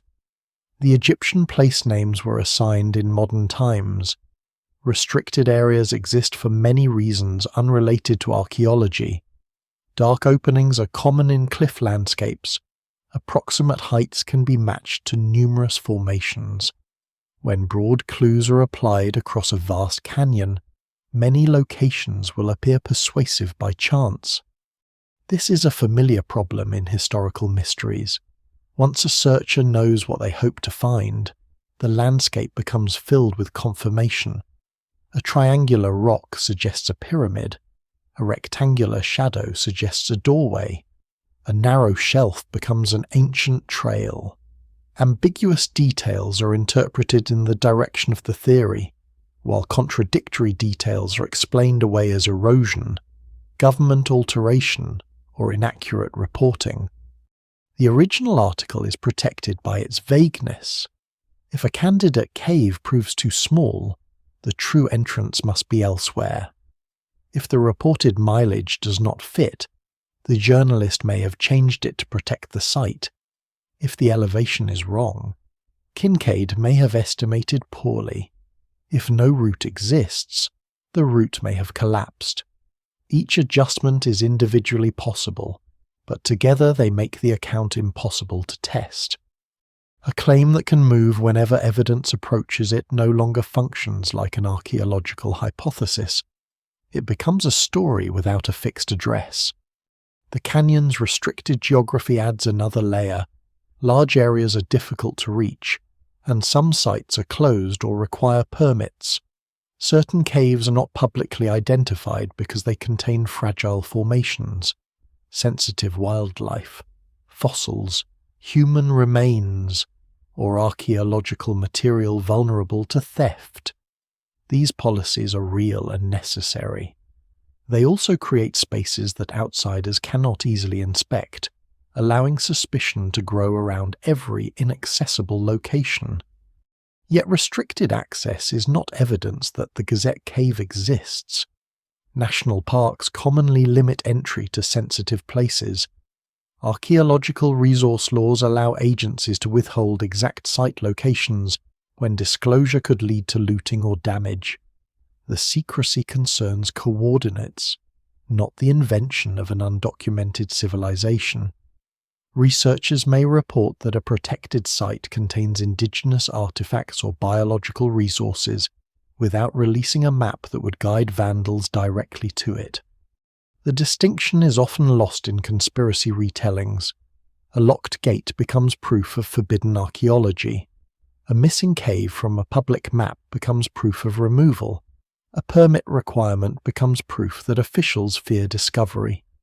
Ordinary conservation measures are recast as defensive actions against the Egyptian theory. The Grand Canyon is particularly vulnerable to this interpretation because genuine danger and genuine protection overlap. Caves can contain unstable rock, poor air, deep shafts, disease-carrying animals, and delicate ecosystems.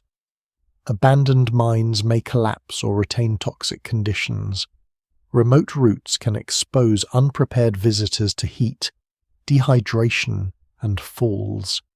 Closing such places is not mysterious, even when the public is not given every detail. There may indeed be undocumented chambers within the canyon. New caves, fossils, and archaeological sites can still be found. The landscape is too large and complex to assume that every feature is known. But the possibility of undiscovered places is not the same as evidence for one particular lost city described in one unsigned article. What survives in the record suggests that the location functions less like a real destination than a narrative device. It is distant enough to inspire pursuit, dangerous enough to explain why few people visit, and imprecise enough to remain unfound. The cave can always be somewhere beyond the next wall, behind the next closure, or inside the next dark opening. And while searchers scan the cliffs for an imagined foreign civilization, the canyon's documented archaeological landscape remains in plain view storage rooms built into alcoves, trails worn through stone, settlements near water, ceramics scattered across terraces, and places still connected to living indigenous communities. The false mystery survives partly because the real history is quieter, more complex, and less easily reduced to a single hidden door. Beyond the imagined doorway, the Grand Canyon preserves a human record more varied and more demanding than the legend allows. It does not present itself as one magnificent discovery waiting in a single chamber. It survives in thousands of scattered traces, a fragment of pottery beside a trail, a stone tool resting where it was discarded, charcoal beneath the hearth, masonry fitted into an alcove, maize stored above the reach of animals, and pathways linking the river to springs and high plateaus. No one object overturns the history of the continent. Together, they reveal generations of people learning how to live within one of the most difficult landscapes in North America. Archaeological evidence indicates human use of the canyon region extending back nearly 12,000 years. The earliest material is sparse, as might be expected from mobile communities moving across broad territories near the end of the Ice Age. Stone points, cutting tools, and other remains suggest people entered the region while climates, plant communities, and animal populations were changing. They did not encounter the canyon as a fixed monument. The environment itself shifted around them, with cooler periods giving way to warmer and drier conditions that altered water availability and the distribution of food. Later communities left increasingly visible signs of long-term adaptation. People identified dependable springs, sheltered terraces, cultivable soils, and routes through cliffs that appear impassable from a distance. They built near resources while maintaining connections with settlements far beyond the canyon. The archaeological record includes traditions associated with ancestral Puebloan peoples, Cojonina communities, and other populations whose histories cannot be reduced to one simple sequence. Cultural boundaries changed, people moved, and practices were shared across networks that extended throughout the Southwest. The canyon's architecture is often modest in scale but remarkable in placement. Masonry rooms appear beneath overhangs or against cliff walls. Some served as living spaces, while others had storage, ceremonial or specialized functions. Granaries were built in dry, protected locations, sometimes high above the nearest habitation. Their walls could be carefully sealed to defend maize and seeds from moisture, rodents, and insects. To a modern observer, carrying food up to such a location may seem inefficient. Within a landscape where one failed harvest could have serious consequences, secure storage was a form of survival. These structures also reveal an intimate understanding of stone. Builders selected local materials, shaped blocks when necessary, and used mortar suited to the immediate environment. They did not attempt to dominate the canyon with monumental architecture. They worked with ledges, alcoves, slopes, and natural walls, placing buildings where shade, protection, access, and visibility served particular needs. What survives in the record suggests practical knowledge accumulated over generations rather than the sudden appearance of an imported architectural tradition. Pottery adds another layer. Ceramic fragments can appear ordinary to the untrained eye, yet their clay, temper, surface treatment, decoration, and form allow archaeologists to compare sites across time and distance. A broken vessel can indicate food storage, cooking, water transport, trade, or social connection. Styles changed, and some travelled far from their places of production. These patterns show that canyon communities were not isolated. They participated in regional worlds of exchange, marriage, ceremony, movement, and communication. Plant remains help reconstruct daily life more quietly. Maize became increasingly important, but it did not erase the use of wild foods. People gathered seeds, fruits, nuts, and useful plants from multiple ecological zones. Elevation changes within the canyon create different habitats over relatively short horizontal distances. A traveller descending from the rim toward the river passes through environmental conditions that can resemble a journey across much larger regions. Knowledge of when and where resources appeared was essential. Water shaped nearly every decision. The Colorado River dominates the canyon visually, but reaching it from higher settlements could be difficult, and its powerful flow was not always the most practical source. Springs and seeps were vital. Some were dependable, others seasonal. Trails connected water to fields, camps, ceremonial places, and storage sites. The routes often exploited breaks in cliffs that are nearly invisible from a viewpoint above.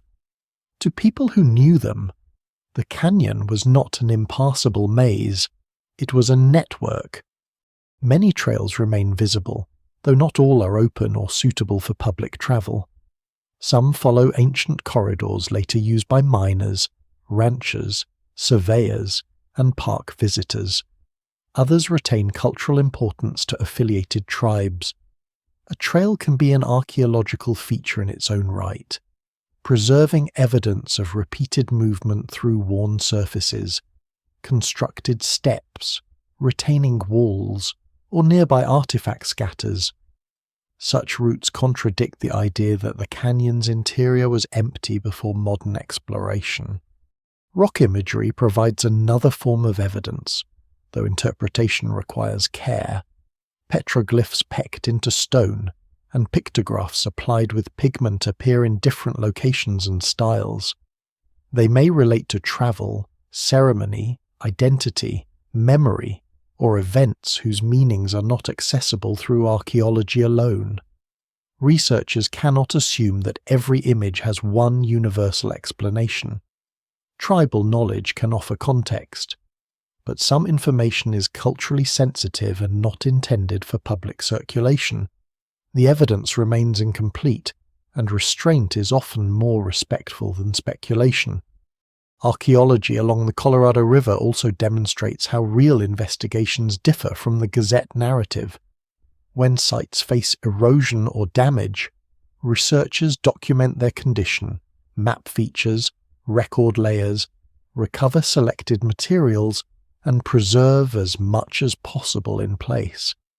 Excavations undertaken by the National Park Service and the Museum of Northern Arizona have involved defined research goals, trained teams, recorded methods, and publicly described results. The process may appear less dramatic than a lone explorer entering a lost city, but it produces evidence that others can examine and challenge. A single site can contain multiple periods of use. Hearths may be rebuilt, walls may be repaired or repurposed. Later visitors may camp among earlier structures. Floods, wind, animals, looting, and tourism can disturb the original arrangement. Archaeologists must separate these episodes carefully, and sometimes they cannot. No single explanation fully accounts for every pattern found along the river corridor. Uncertainty is not a weakness to be hidden. It is part of an honest reconstruction. The canyon also contains historical remains from more recent centuries' mining features, cabins, camps, inscriptions, boats, and routes connected to exploration and tourism. These layers can overlap with older indigenous sites, creating complicated landscapes where one period intrudes upon another. Preservation decisions must consider archaeology, tribal values, visitor safety, wildlife, geology, and the continuing effects of erosion. Some locations are not publicly identified. This may protect burials, ceremonial objects, fragile architecture, or places vulnerable to theft. Human remains require particular care and legal protection. The concealment of coordinates does not mean that archaeologists have discovered an unknown Egyptian population. It means that releasing precise directions could invite irreversible damage. The canyon's authentic archaeological record contains no established layer of Egyptian writing, technology, pottery, burial practice, or architecture. No excavated context has yielded a collection resembling the weapons, tablets, giant idol, and mummies described in 1909. That absence does not make the canyon's history smaller. It removes a foreign fantasy and reveals something more substantial: people adapting to climatic change, cultivating difficult ground, preserving food, maintaining roots, exchanging materials, and sustaining relationships with a landscape that outsiders repeatedly misunderstood. The surprising detail is not that a lost empire hid unnoticed inside the cliffs. It is that generations built lives there without needing to transform the canyon into the image of Egypt, Asia, or any other distant world. Their accomplishments were local, but they were not isolated. Their histories continue through communities that still regard the canyon as homeland and sacred geography. That continuity creates an uncomfortable question about the legend. Why did an unsupported story about foreign mummies become more widely repeated than the documented histories already present in the landscape? The answer lies partly in spectacle, but also in an older habit of looking at Indigenous achievement and searching for someone else to credit. The answer begins with the way history is often made visible. A chamber filled with mummies can be described in one sentence and remembered for a lifetime. A network of springs, trails, storage rooms, planting places, migration routes, and ceremonial landscapes requires patience. It asks the listener to understand continuity rather than shock, adaptation rather than conquest, and many communities rather than one vanished empire. The legend wins attention, because it compresses complexity into a single spectacular claim. That compression has consequences. When the canyon is presented as the hiding place of an Egyptian colony, Indigenous history becomes a prelude, a background, or an obstacle to the supposedly greater revelation. The people whose ancestors lived within and around the canyon are treated as later arrivals standing beside ruins made by someone more mysterious. This pattern is not unique to Arizona. It appears wherever monumental architecture, earthworks, rock art, irrigation systems, or ancient settlements are attributed to outsiders because observers refuse to believe local peoples created them. In the Grand Canyon, that refusal collides with living relationships. The canyon is not simply a collection of archaeological sites. It is connected to the histories, identities, and sacred traditions of multiple tribes, including the Havasupai, Hualapai, Hopi, Navajo, Southern Paiute, Zuni, and others with enduring ties to the region. These relationships are not interchangeable. Each community carries distinct traditions, place names, migration histories, and responsibilities. Some knowledge is shared publicly. Some is ceremonial, protected, or restricted. Archaeology can document material traces, but it cannot replace the authority of living communities over their own cultural histories. The Egyptian cave story rarely makes room for this. It imagines the canyon as empty enough to conceal a foreign civilization, and silent enough that no indigenous memory need be consulted. Kinkaid looks upward from the river and discovers what no one else has supposedly seen. The Smithsonian arrives and interprets the site.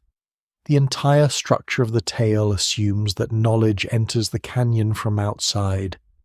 Yet people had travelled the river corridor, climbed side canyons, gathered plants, visited springs, maintained trails, and lived near difficult terrain for centuries before the article appeared. A cave large enough to contain an underground city would not necessarily have been unknown to those communities. That does not mean every cave was mapped or continuously used. It means that the story's assumption of total discovery by one outsider reflects the mythology of exploration more than the realities of place. The word discovery often hides previous knowledge. European and American explorers repeatedly described landscapes as newly found, even when indigenous guides led them there. Mountains, rivers, and ruins received new names while older names were ignored or suppressed. Maps converted living cultural geography into surveyed space. Once the new names entered official records, they appeared more permanent than the traditions they displaced. The Egyptian names scattered across the canyon provide a clear example. Isis Temple, Osiris Temple, Horus Temple, and the Tower of Ra are not archaeological clues left by travellers from the Nile. They belong to a naming system created by 19th century American surveyors and mapmakers who drew from global mythology, literature, and religion. Other formations were named after figures from Hindu, classical, Norse, and additional traditions. The intention was poetic and monumental. The canyon's immense buttes seemed to demand names of gods. Over time, however, the origin of those names faded from public awareness. A person looking at a modern map might reasonably wonder why Egyptian deities appear in Arizona. The legend supplies an exciting answer. Perhaps the names preserve secret knowledge of an ancient presence. The true explanation is less dramatic but historically revealing. Americans projected their own library of world mythology onto a landscape that already possessed indigenous names and meanings. This process does more than create confusion. It can make the foreign story seem embedded in the land itself. The map appears to confirm the newspaper. even though the map names were assigned by modern outsiders and do not originate from the alleged discovery. A circular argument takes shape. Egyptian names are treated as proof of Egyptians, while the supposed Egyptian presence is used to explain the names. Living indigenous histories are harder to fit into such a cycle because they do not exist merely as clues. They're connected to contemporary communities with political status, cultural rights, and ongoing responsibilities to the canyon. To take them seriously means recognizing that the past is not an abandoned stage on which outsiders may place any civilization they prefer. It means acknowledging that archaeological interpretation can affect real people in the present. The romantic idea of the vanished race has often worked by denying precisely that continuity. If the builders are imagined to have disappeared completely, then no living descendants can challenge how their remains are collected, displayed, or interpreted. A lost people can be made Egyptian, Atlantean, Phoenician, or anything else the storyteller requires. A living people can answer back. Museums and archaeological institutions have had to confront the consequences of earlier practices that treated indigenous burials, sacred objects, and ancestral remains as specimens. Human remains were removed, measured, stored, and exhibited. Sacred items entered collections without meaningful consent. Archaeological sites were excavated primarily for what could be taken away, rather than for what communities wished to preserve. Laws and professional ethics have changed, though debates over repatriation, consultation, access, and authority continue. This history makes the Smithsonian an especially potent figure in the legend. To some listeners, the idea that a museum might hold objects without public display does not sound impossible. Museums do maintain vast storage collections, and much of what they possess is not continuously exhibited. But the existence of storage does not prove that a specific Egyptian collection from the Grand Canyon is hidden within it. Institutional histories of problematic collecting deserve evidence-based scrutiny, not substitution with an unsupported story. The distinction matters because fabricated accusations can distract from documented harms. There are real cases involving removal, misclassification, secrecy, and delayed repatriation. These can be investigated through records, testimony, collection histories, and law. The Kinkaid legend offers no comparable material trail. It borrows the emotional weight of institutional mistrust without supplying the evidence needed to establish its central claim. It also encourages a form of archaeological treasure hunting that can endanger real sites. A person searching for a legendary cave may disturb masonry, enter protected areas, remove artifacts, or reveal sensitive locations online. Objects taken from their original context lose much of their archaeological meaning. A pot fragment on a shelf may appear insignificant, but its location, depth, association, and surrounding materials can answer questions that vanish once it is removed. The canyon's dry environment can preserve fragile traces for long periods, yet preservation should not be confused with indestructibility. A single careless visit can damage a floor deposit, break a wall, contaminate organic material, or expose a location to repeated looting. Restricted access therefore protects more than official authority. It protects evidence that may never be replaceable. What survives in the record suggests that the most responsible way to tell the Egyptian story is to place it beside, not above, the canyon's actual human history. The legend reveals something real about American culture, its attraction to foreign builders, secret institutions, and lost races. But it does not replace the histories of people whose connection to the canyon is documented archaeologically, historically, and through living tradition. The irony is that the legend claims to recover a suppressed past while often suppressing another past in the process. It asks audiences to mourn a civilization for which no verified artifact exists, while overlooking communities whose ancestors left settlements, tools, crops, trails, and sacred places across the landscape. The mystery is made larger by making the real people smaller. Once that imbalance becomes visible, the question changes again. The central problem is no longer simply whether the cave existed. It becomes how a story with no physical evidence gained enough authority to overshadow histories supported by thousands of sites and generations of memory. To answer that, the investigation must turn toward the possible making of the tale itself, whether it began as deliberate deception, careless reporting, distorted rumor, or a piece of entertainment that escaped the boundaries its creator expected. A story does not need to be true in order to have a history. It still has an origin, a route of transmission, a set of borrowed images, and a reason for surviving. The difficulty with the Grand Canyon legend is that the original article provides almost no reliable view of the moment before publication. There is no named author to question, no editor's note explaining how the report arrived, and no surviving letter from Kinkaid or Jordan. The newspaper gives the appearance of a finished discovery while concealing the process that produced the story. Several explanations remain possible, and none can be proved beyond dispute. The simplest is deliberate fabrication. Under this interpretation, someone connected with the Arizona Gazette invented the explorer, the professor, the Smithsonian expedition, and the underground complex to attract readers.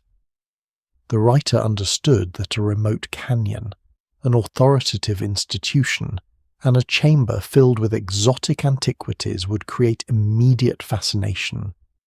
The article was then published as news because sensationalism was considered more valuable than verification.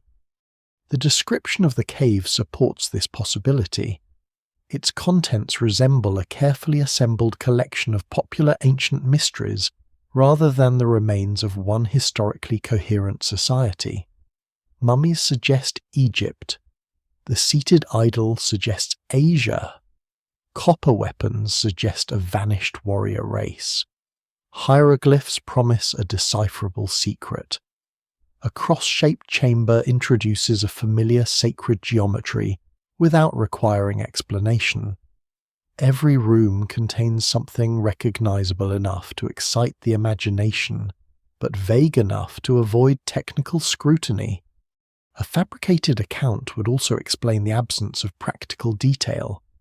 The writer did not need to solve the problems of water, excavation debris, access routes, lighting, transport, chronology, or cultural consistency. The cave only needed to exist long enough for the reader to enter it mentally. Once the newspaper page was turned, no expedition had to continue. Don Lago's discovery that a contemporary paper compared the report to a Mulhattan story strengthens the possibility of intentional hoaxing. Joe Mulhattan had become associated with extravagant newspaper fabrications in the American West. Stories linked to his tradition used realistic locations, respectable witnesses, and confident reporting to present absurd or astonishing claims. To call something a Mulhattan story was not merely to say it sounded unusual. It suggested that at least one contemporary observer recognized the style of a journalistic trick. Yet the phrase does not identify the author, and it does not prove the Gazette knowingly participated in a hoax. The paper may have received the story from a correspondent, traveller, or local source, and printed it without adequate investigation. Early newspapers often relied on networks of exchanged material, letters, rumours, and reports that were difficult to verify. An editor might publish a dramatic item because it appeared plausible, because another person vouched for it, or simply because it filled space effectively. This leads to a second possibility distorted rumour. Perhaps a real explorer reported a cave containing archaeological material, and the account expanded as it moved from witness to intermediary to newspaper. A natural cavern could become a carved tunnel. Indigenous artifacts could become Egyptian relics. Human remains preserved in a dry environment could become foreign mummies. An unusual rock formation could become a seated idol. By the time the story reached print, the original observation might be almost unrecognizable. Rumour frequently grows through interpretation rather than outright invention. A listener does not always repeat exactly what was said. Unfamiliar details are translated into familiar categories. Strange marks become hieroglyphs because that is the best-known ancient writing system. Wrapped remains become Egyptian because Egypt defines mummification in popular culture. A large chamber becomes a temple because temples belong naturally in stories of lost civilizations. The weakness of this explanation is the absence of any earlier or simpler version. No secure report has been found describing a genuine cave discovery that later transformed into the Gazette narrative. There is no identifiable prospector, boatman, or surveyor whose experience can be traced through successive exaggerations. The hypothetical seed remains as elusive as Kinkaid himself. A third possibility is that the piece was written as entertainment and was never expected to be taken literally. Newspaper readers of the period were familiar with tall tales, satire, local humour, and extravagant frontier stories. Tone could be understood through context that later audiences no longer possess. A report printed without an obvious label might still have been recognized by regular readers as playful fiction, especially if names or phrases contained jokes now lost. If so, the article's later career would be an accident of archival survival. A story intended for temporary amusement was rediscovered decades later, without the social cues that originally framed it. Modern readers encountered the text in isolation, copied from microfilm or reproduced online, and assumed that its newspaper format guaranteed serious intent. This happens often with historical media. Satirical pieces lose their surrounding page. Fictional reports are detached from columns that identified them as humour. April stories are treated as genuine. Advertisements masquerading as news are quoted as independent evidence. The physical appearance of old print gives every sentence an authority it may not have possessed when first published. The date of April 5th has sometimes encouraged speculation about an April Fool's connection, though the article did not appear on April 1st. A delayed seasonal joke is possible but unproven.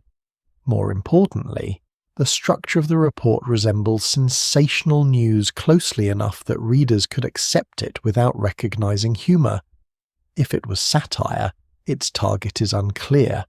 It might have mocked archaeological enthusiasm, institutional authority, local credulity, or the tradition of impossible Western discoveries. No surviving explanation tells us which. There is also the possibility of promotional storytelling.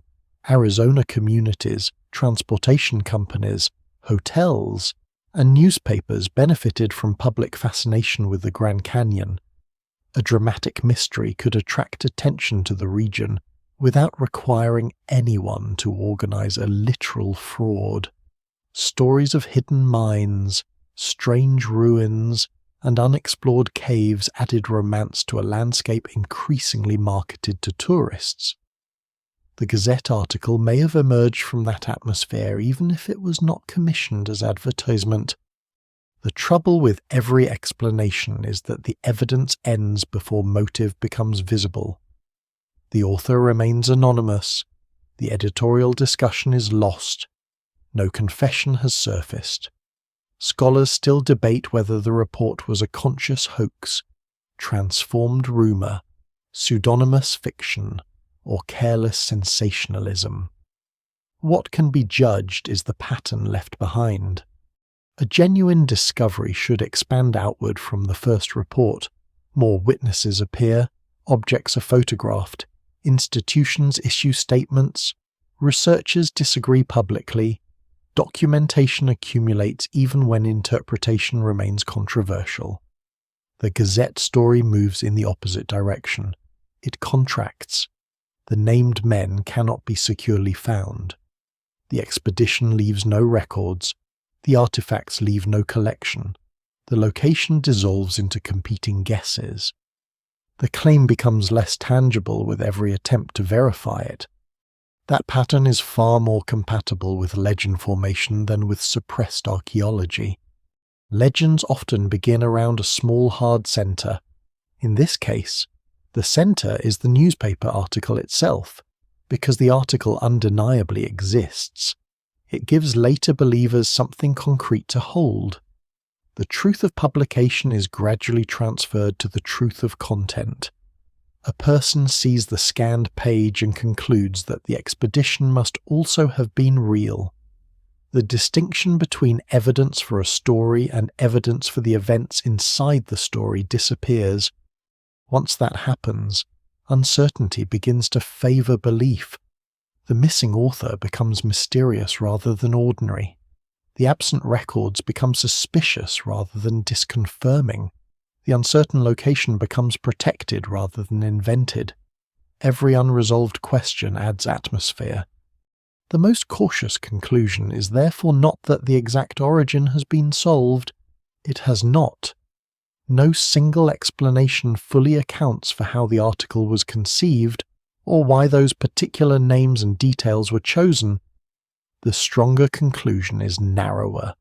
The story behaves like an unsupported newspaper legend, and no evidence has carried its archaeological claims beyond that status. But legends do not remain unchanged. They adapt to the anxieties of each period. As the 20th century developed a deeper suspicion of governments, museums, and scientific institutions, the absence surrounding the Gazette account was no longer treated as a weakness. It became the story's most persuasive feature. The cave had not failed to produce evidence. Believers argued. The evidence had been removed. The men had not vanished from the record by accident. They had been erased, and the Smithsonian's denial was not a conclusion, but the beginning of a much larger accusation. The transformation begins with the reversal of ordinary reasoning. In historical research, missing evidence usually weakens an extraordinary claim. In conspiracy culture, missing evidence can strengthen it. The absence of artifacts does not mean the artifacts were never found. It means they were hidden. The absence of expedition records does not mean the expedition did not occur. It means the records were destroyed. The absence of photographs does not mean no excavation was documented. It means the photographs remain locked in a restricted archive. Once this reversal takes hold, the legend becomes difficult to challenge because every objection is converted into support. The Smithsonian's denial plays a central role in this process. From the institution's perspective, the response is straightforward. No record of the expedition has been found. No verified collection corresponds to the article, and the identities of the alleged explorers cannot be confirmed as described. To a skeptical reader, this is a serious reason to doubt the story. To a committed believer, it sounds exactly like what an institution involved in suppression would say. This creates a closed system of belief. If the Smithsonian confirms the expedition, the legend is true. If the Smithsonian denies it, the denial proves a cover-up. If the institution says records do not exist, that means they were erased. If officials decline to speculate about an unsupported article, their caution becomes suspicious. No possible institutional response can weaken the claim because the theory has already assigned every response a role. The process is emotionally satisfying because it transforms uncertainty into conflict. A forgotten newspaper story becomes a struggle between ordinary people seeking truth and powerful institutions protecting a forbidden history. The audience is no longer asked merely to evaluate archaeological evidence. It is invited to choose sides. The language of forbidden history intensifies this division. It implies that the accepted account of the past is not simply incomplete or mistaken, but actively enforced. Archaeologists become gatekeepers, museums become vaults, national parks become controlled zones. Missing information appears deliberate rather than accidental. Even the ordinary caution of scholarship can be portrayed as hostility toward discovery. Real archaeology does contain disagreement, professional rivalry, delayed publication, and institutional resistance to new interpretations. Scholars can become attached to established models. Important findings may be debated for years before consensus changes.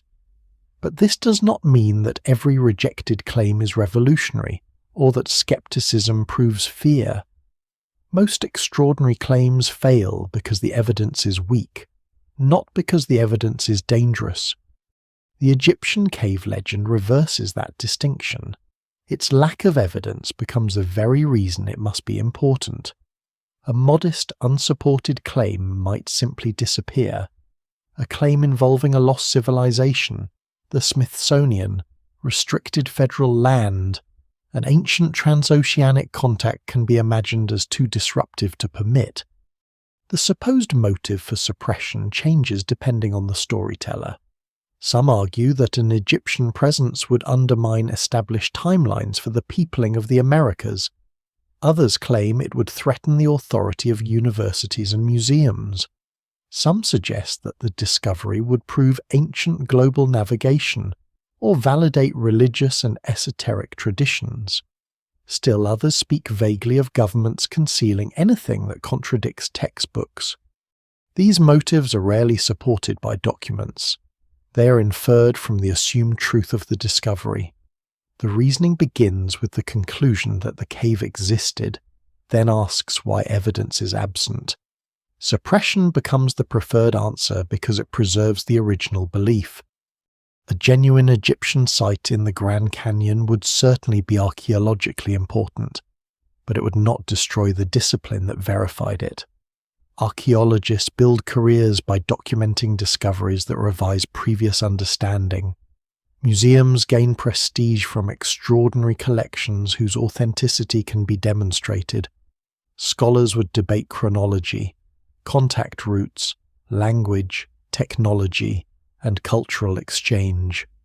The discovery would create years of research rather than a simple institutional crisis.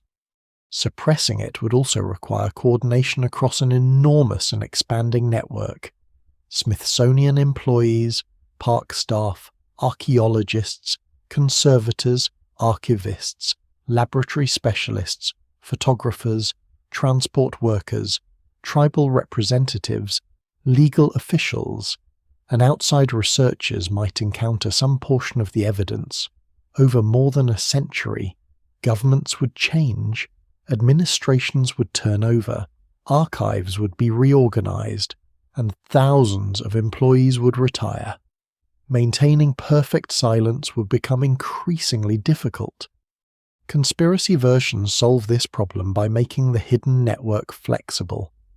Anyone who speaks without producing verifiable evidence is treated as a whistleblower. Anyone who requests documentation is accused of protecting the official account. The conspiracy expands or contracts according to need. It can be a small group of museum officials in one retelling and a vast federal operation in another. Anonymous testimony thrives in this environment. Online discussions often include claims from unnamed relatives, former park employees, pilots, climbers, or military personnel who supposedly saw restricted entrances or unusual objects. These stories may be sincere, mistaken, embellished, or invented.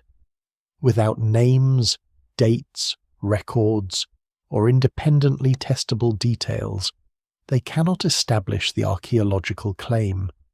Yet their anonymity is often explained as necessary protection from retaliation, making the lack of verification part of the story's appeal. Restricted areas provide visible symbols around which these suspicions gather. Grand Canyon National Park regulates cave and mine exploration, and some archaeological locations are not publicly disclosed. These policies protect fragile environments. Fossils, wildlife, cultural material, and visitors themselves. American law permits agencies to withhold the precise locations of archaeological resources when disclosure could lead to looting or damage. The distinction between hiding a location and hiding a civilization is crucial. Archaeologists may keep the coordinates of a site confidential while publishing what was found, how it was dated, and why it matters. A protected burial alcove does not become evidence of Egypt merely because the public cannot walk into it. A closed cave may contain sensitive bats, unstable passages, fossils, or indigenous cultural material. Permit requirements are normal conservation measures across many public lands. Within the conspiracy framework, however, restriction is interpreted selectively. The fact that some caves are closed becomes proof that one particular cave must be hidden. The existence of confidential site files becomes proof that the files concern Egyptian artifacts. The legal language of resource protection is read as coded admission. Ordinary management becomes theatrical secrecy.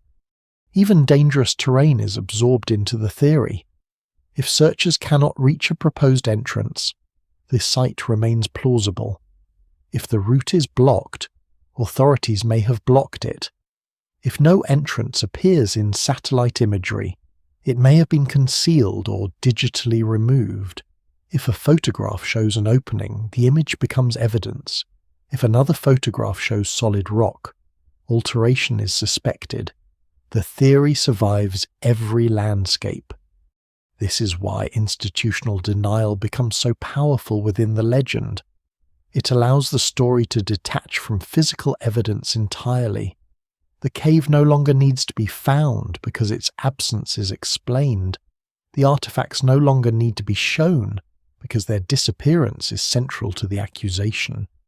Kinkaid and Jordan no longer need documented biographies because their erasure demonstrates the scale of control. What survives in the record points in a different direction.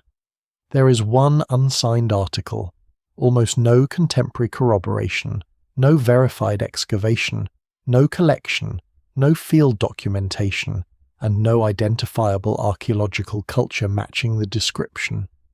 These are not scattered fragments of a suppressed discovery. They are the expected pattern of an unsupported story that gained new meaning long after publication. The cover-up interpretation nevertheless gives the legend emotional durability. It turns doubt into courage and belief into resistance. Accepting the ordinary explanation can feel disappointing. Perhaps the article was simply a hoax, a rumour, or a forgotten piece of sensational journalism. Accepting the conspiracy preserves the underground city and adds a second mystery above it, the machinery that keeps the truth buried. By the late 20th and early 21st centuries, this second mystery became more important than the first. Television programs, websites, forums, videos, and social media carried the story far beyond the reach of the original newspaper. Each retelling found new closed areas, suspicious maps, unnamed witnesses, and shadowed openings. The cave migrated from an old page into a digital landscape where anyone could search for it from above. The legend changes character when it reaches the internet. For most of the 20th century, anyone interested in the alleged cave had to locate an old newspaper reference, a copied article, a local history, or a book devoted to lost civilizations. The story moved slowly and often remained confined to enthusiasts already drawn to archaeological mysteries. Digital media removed those limits.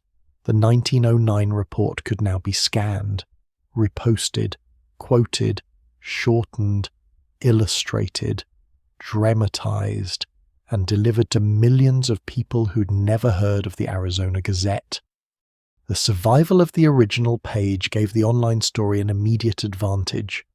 A viewer could see aged columns, old type, and a formal headline announcing exploration in the Grand Canyon. The document looked authentic because it was authentic as a newspaper artifact. The harder distinction that the page proves only that the claim was printed. Not that the claim was true was often lost beneath the visual authority of historical paper. Online retellings usually opened with the strongest elements. A lone explorer named Kinkaid finds a hidden entrance. Smithsonian archaeologists arrive. Mummies, hieroglyphs, weapons, and a giant idol are recovered. The institution then denies everything. When compressed into a few minutes, the story becomes almost perfectly efficient. It has discovery, danger, authority, ancient contact, disappearance, and conspiracy, all before the audience has time to ask where the artifacts are. Images make the process even more persuasive. Videos and articles frequently use photographs of unrelated caves, Egyptian statues, mummies, desert cliffs, or archaeological excavations. Some images are clearly illustrative, but their placement can create the impression that viewers are seeing material connected to the Grand Canyon claim. A photograph of an Egyptian burial chamber appears while the narrator describes the Arizona cave. A distant opening in a canyon wall appears while Kinkaid's route is discussed. The eye begins to construct a visual archive that the historical record itself does not contain. This is one of the quieter powers of digital storytelling. A sentence may include cautious language, yet an image can imply certainty. A video might say that an entrance has never been confirmed while showing a dark rectangular opening, framed as though it were the likely site. The viewer remembers the opening more strongly than the qualification. Satellite imagery introduced another form of participation. Searchers no longer needed to stand on the rim or travel the river. They could scan cliffs from home, zoom into remote valleys, rotate terrain models, and compare formations with descriptions from the article. The canyon became searchable at a scale unimaginable in 1909. This technology is genuinely useful. Archaeologists, geologists, conservation specialists, and emergency teams use remote sensing to study difficult landscapes. But satellite platforms available to the public have limitations. Resolution varies.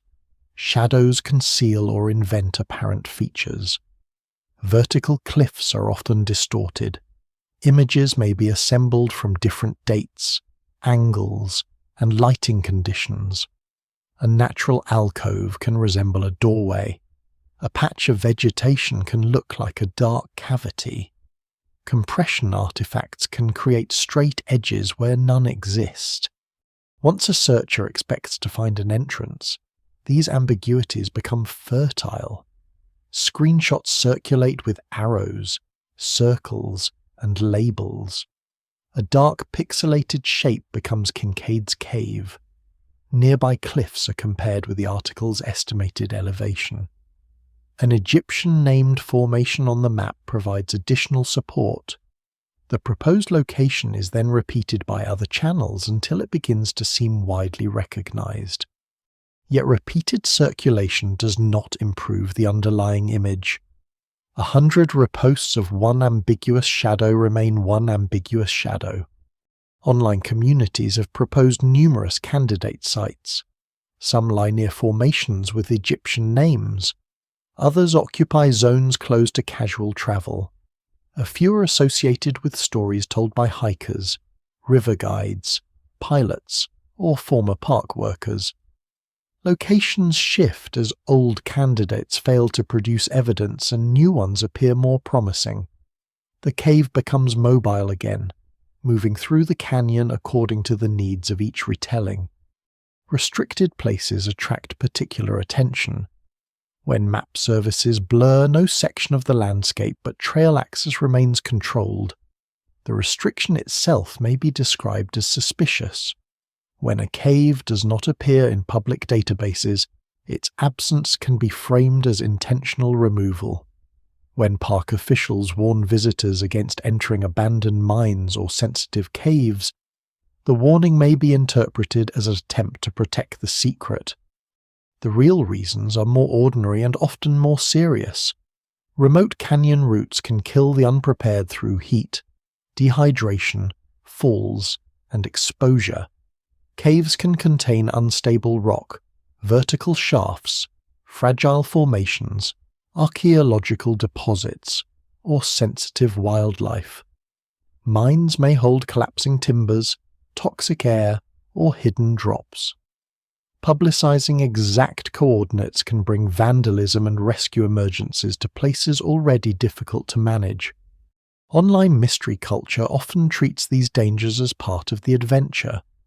A closed route becomes a challenge.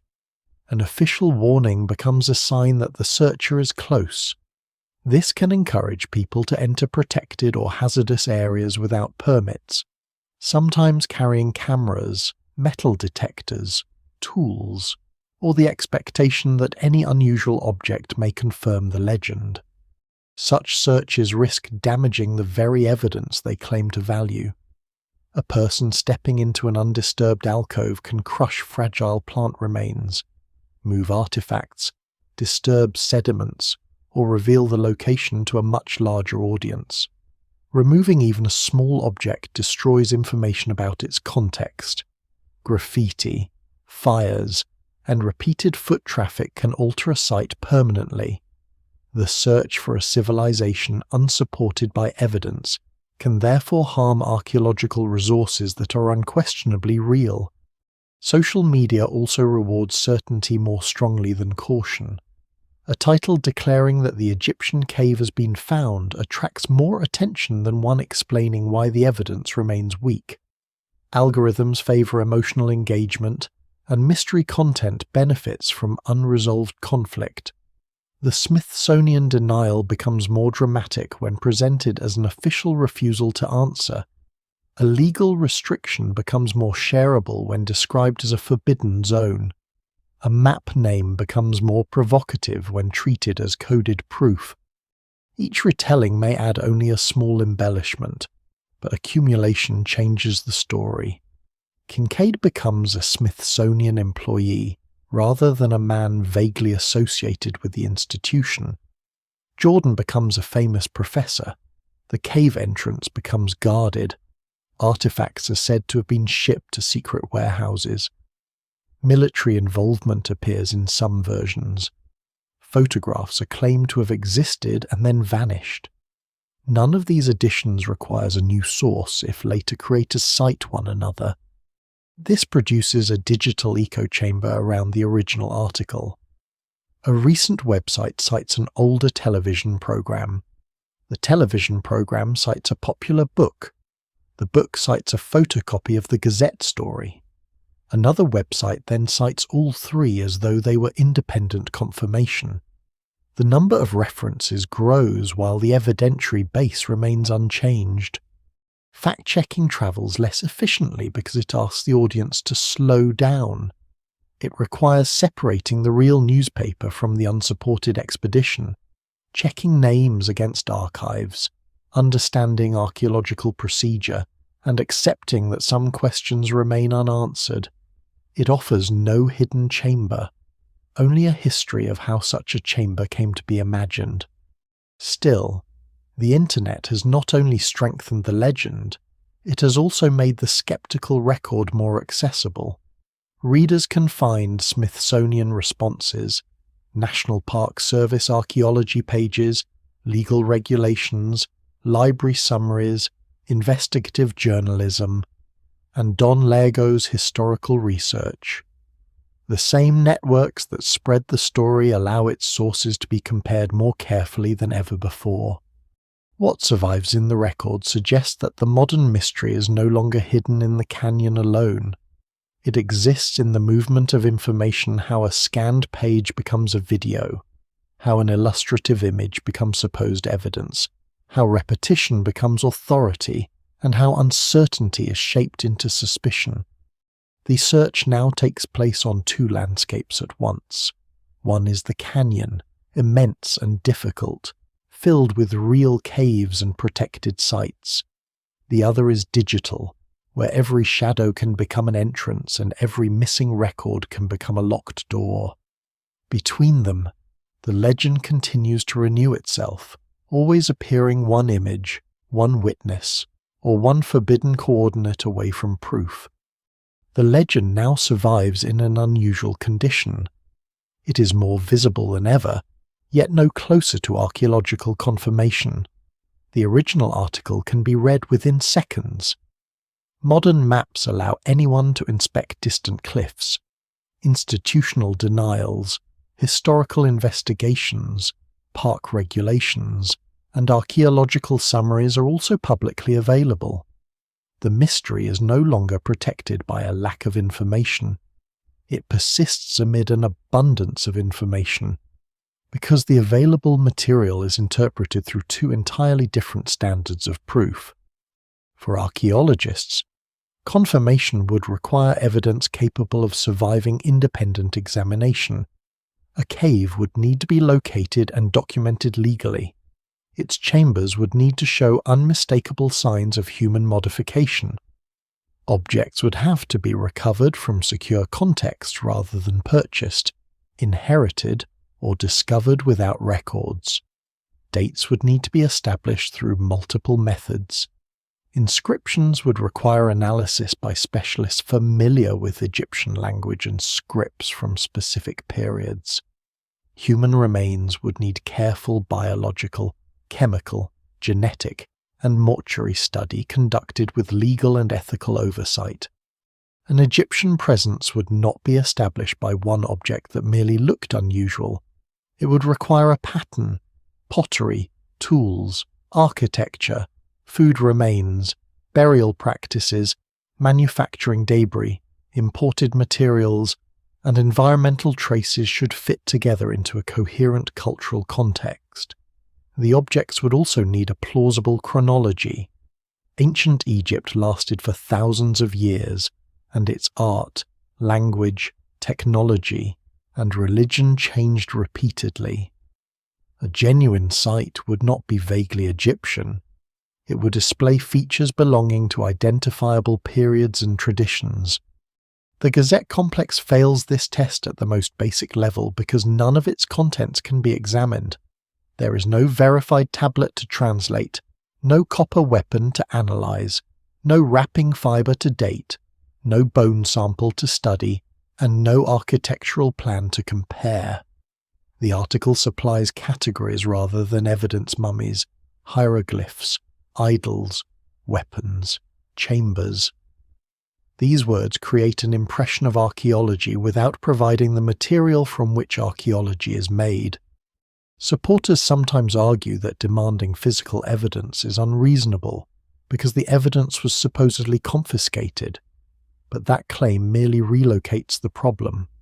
Evidence for confiscation would then be required transport records, correspondence, photographs, inventory numbers, witnesses whose identities and movements can be checked, or archival references showing that material entered an institution under another description. None has been established.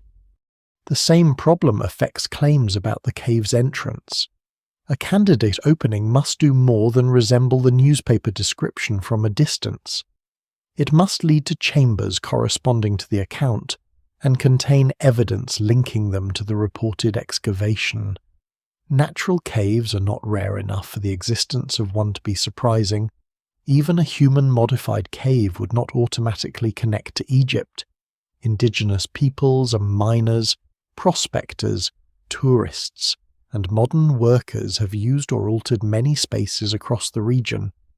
The evidence remains incomplete because much of the canyon has not been exhaustively surveyed, and some locations are deliberately protected.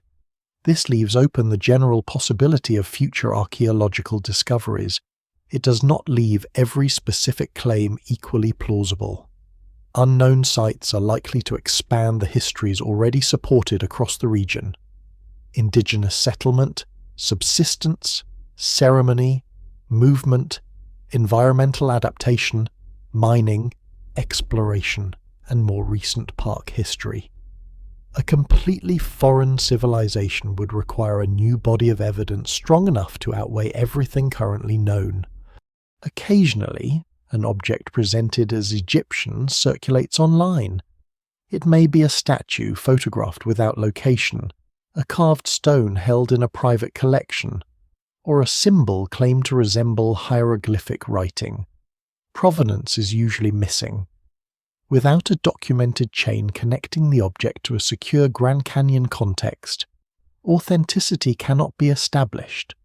Modern reproductions, tourist items, natural markings, and objects from unrelated sites can all acquire extraordinary histories once separated from their origins.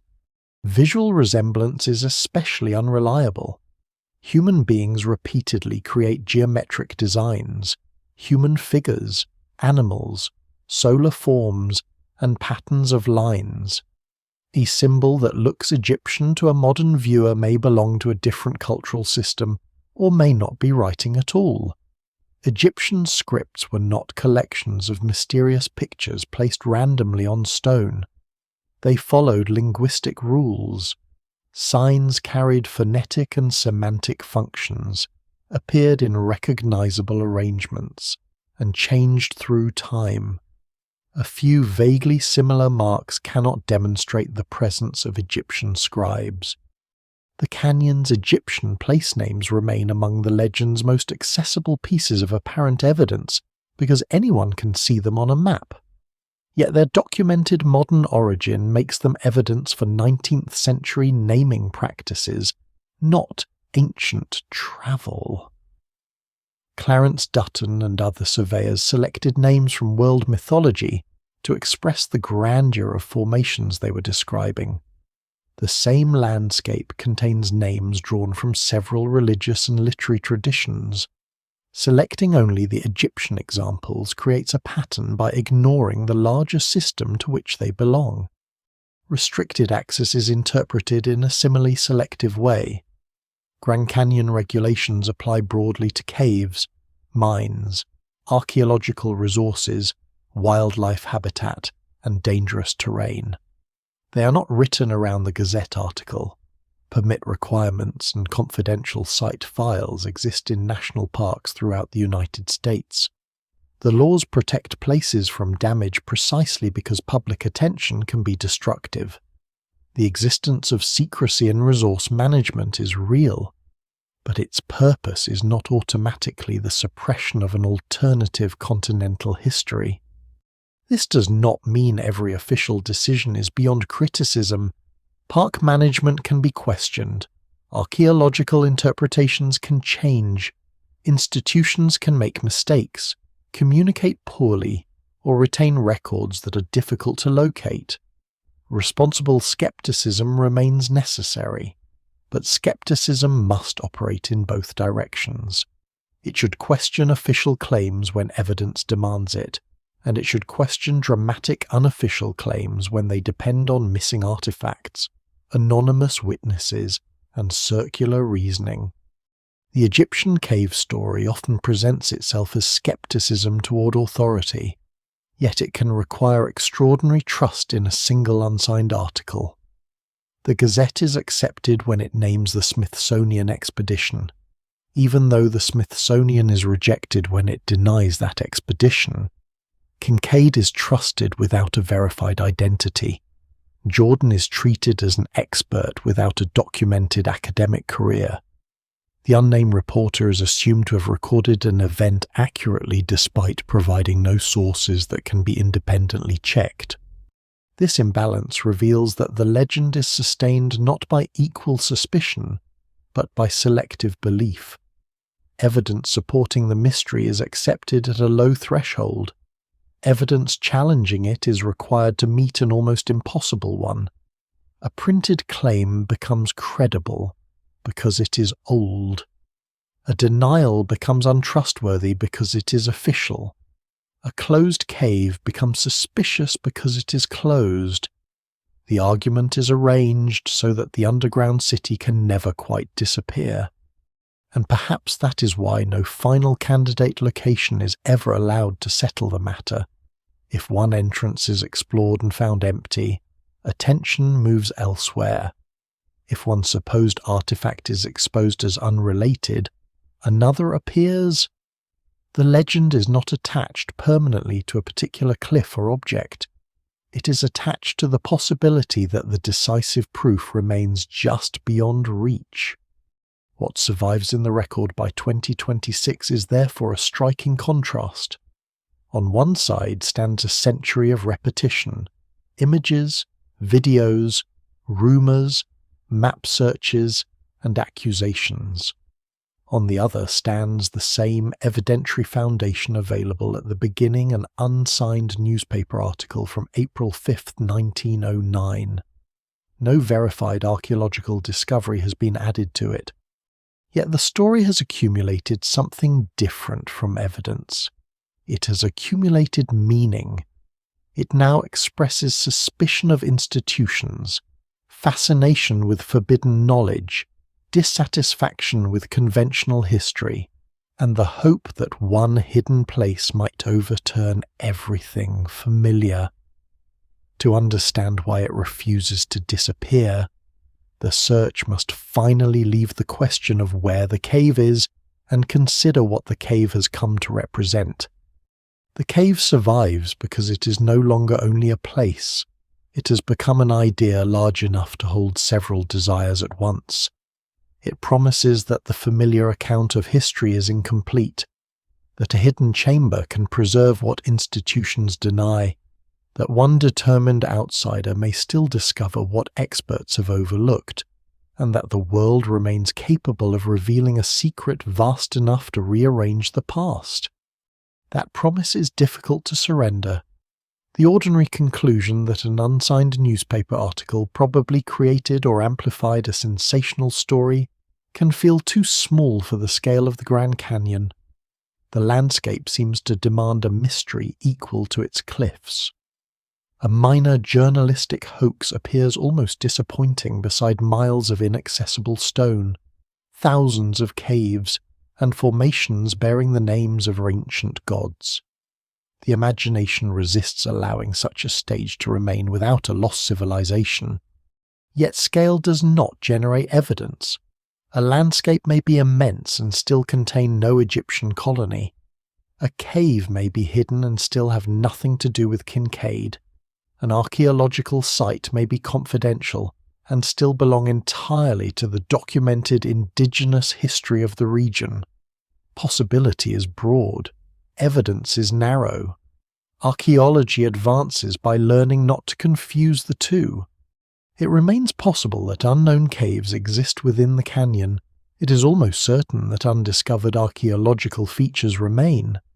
New research may identify camps, trails, plant processing areas, rock imagery, historical mines, fossils, or previously undocumented chambers. Such discoveries would be important, even if none resembled the Gazette account. The canyon is not fully known, and responsible scholarship does not require pretending otherwise. But uncertainty about what remains undiscovered cannot confirm a specific story. The Egyptian complex comes with claims precise enough to test foreign inscriptions, mummified bodies, copper weapons, monumental chambers, a giant idol named Explorers, and a Smithsonian excavation. More than a century later, none has acquired a verified physical or documentary foundation. The evidence does not merely remain incomplete around the edges, it is absent at the centre.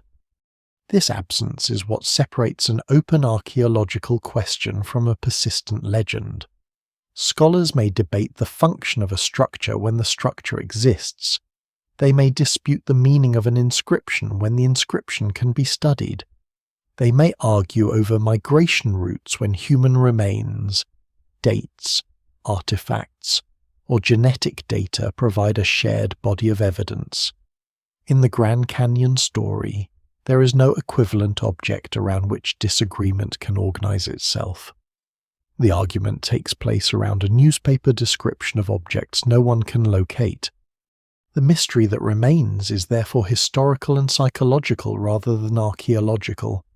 Who wrote the article? Was it deliberate deception, careless reporting, transformed rumour, regional humour, or a piece of adventure fiction printed without a clear label? Why were Kinkaid and Jordan chosen as names?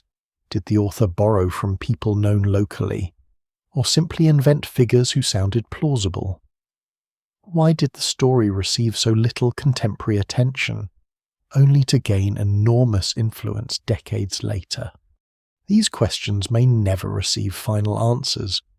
The evidence surrounding the article's creation is thin, and time has removed many opportunities for clarification. Editors, printers, correspondents, and readers who might have recognized the joke or rumor are long gone. No confession has emerged.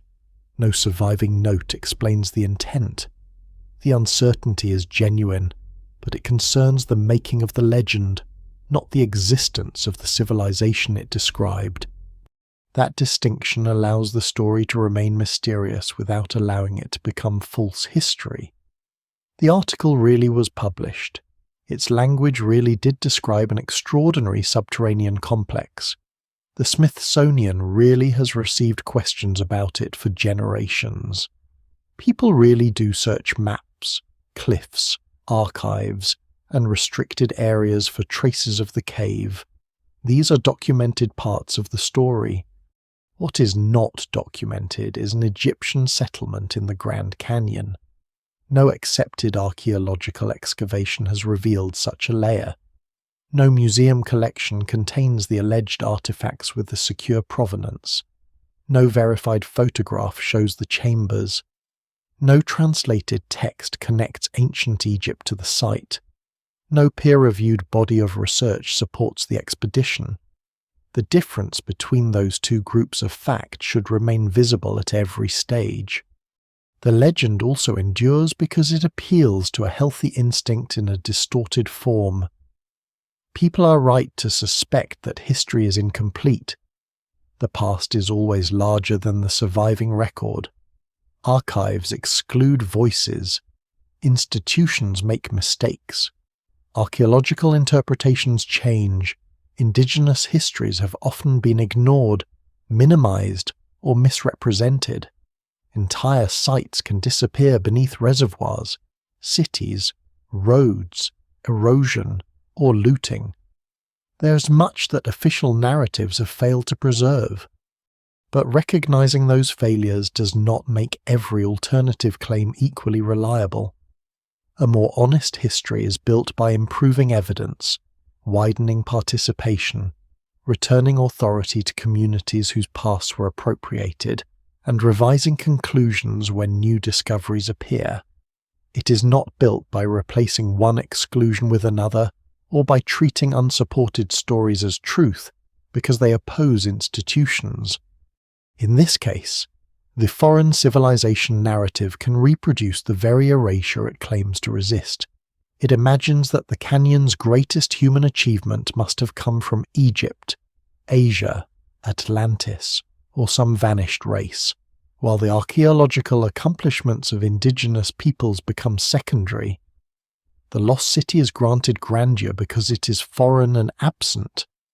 The real communities are made ordinary because their presence is documented and continuous. There is a deeper irony here. The legend insists that authorities buried the truth, but the story itself can bury the canyon's actual history beneath layers of spectacle. It can turn protected archaeological sites into conspiracy props, modern map names into ancient clues, conservation laws into admissions of guilt, and institutional silence into proof of impossible coordination. The more the story grows, the harder it becomes to see what the landscape truly preserves. And still, the appeal is understandable. Hidden chambers occupy a special place in human imagination. A sealed room suggests that time has stopped inside it. Unlike a ruin exposed to weather, a hidden chamber seems capable of preserving a complete answer. Objects remain arranged. Inscriptions wait to be read. The dead retain their secrets. Opening the door promises not fragments, but revelation. Real archaeology rarely grants such perfection. Its evidence is broken, scattered, reused, eroded, looted, and separated from the voices that once explained it. Conclusions emerge slowly and remain provisional. A spectacular legend offers emotional clarity where the real past offers complexity. It gives the seeker one entrance, one discovery, one institution, and one enormous secret. That is why the cave is always almost found. It cannot be allowed to become fully ordinary. If mapped and empty, it would lose its power. If proven fictional, it would become only a case study in newspaper history. Its ideal position is just beyond the permitted trail, just above the visible river, just behind a shadow on a satellite image. There it remains untouched by verification and available to every new generation. The Grand Canyon contributes its own silence. It does not explain the dark openings in its walls. It does not reveal every route from the rim. It contains distances so great that a person can look directly at a formation and still misunderstand its size. Stone preserves traces, but it does not arrange them into stories for us. Human beings perform that task, and sometimes the stories reveal more about the people telling them than about the landscape itself. The Egyptian cave reveals an American fascination with ancient prestige. Foreign builders, solitary explorers, museum authority, institutional suspicion, and forbidden knowledge. It reflects the newspaper culture of 1909 and the digital culture of the present. Its form changes, but its promise remains stable. History is not merely incomplete. History has been deliberately hidden, and the listener may be among the few prepared to see through the deception. There is power in that invitation. It makes belief feel like independence. It makes skepticism toward the legend feel like obedience. But genuine independence of thought requires more than rejecting official statements. It requires testing every claim by the same standard, including the claims one hopes are true. Applied evenly, that standard leaves the underground citadel where it began inside an unsigned article. It leaves Kinkaid and Jordan unverified, the expedition undocumented, the artifacts unseen, and the location unresolved. It leaves the possibility of unknown caves open while refusing to fill them with unsupported civilizations. It leaves the Smithsonian subject to ordinary historical scrutiny without assigning it a century-long conspiracy for which no evidence has appeared. And it leaves the Grand Canyon no less mysterious. The canyon does not need Egyptian mummies to possess depth. Its walls contain geological histories older than complex life on land. Its terraces and alcoves preserve traces of human endurance across immense spans of time.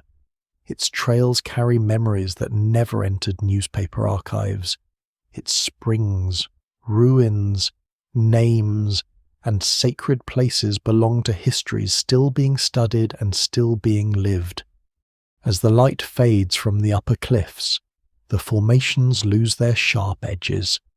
Gold becomes red, red becomes violet, and the river disappears into shadow long before the sky goes dark. From the rim, the interior seems to close upon itself. Side canyons merge into larger darkness. Ledges vanish. Openings that appeared obvious at noon become impossible to distinguish from the rock around them.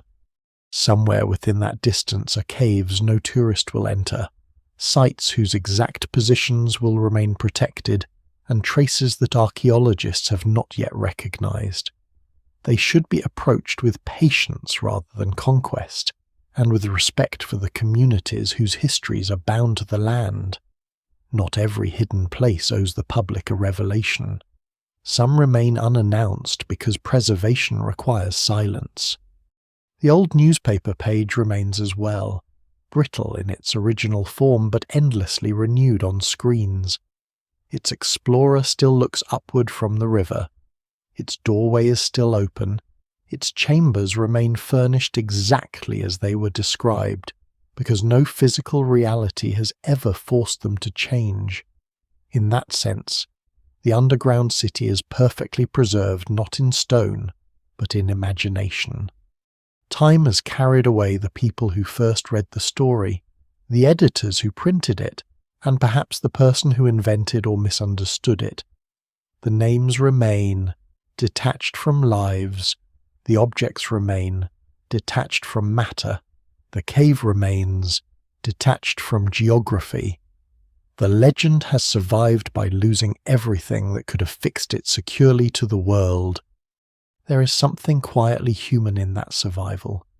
People fear that the past may vanish completely, and so they hold tightly to stories that promise hidden continuity. A sealed chamber suggests that nothing is ever truly lost. Knowledge waits, memory sleeps. One day, someone finds the entrance. But most human stories do not survive that way. They endure in fragments, relationships, inherited practices, damaged objects, changing languages, and landscapes remembered across generations. Their survival is less dramatic and more fragile. It depends on care. The river continues beneath the cliffs, passing real sites and imagined doorways without distinction. Above it, the canyon holds both evidence and emptiness, and the difference between them cannot be settled by wonder alone. Wonder opens the search. Evidence gives it direction. Humility tells us when to stop.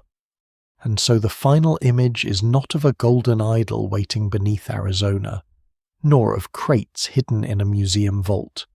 It is of the canyon after sunset, when the last light leaves the stone and every distant alcove becomes unreadable.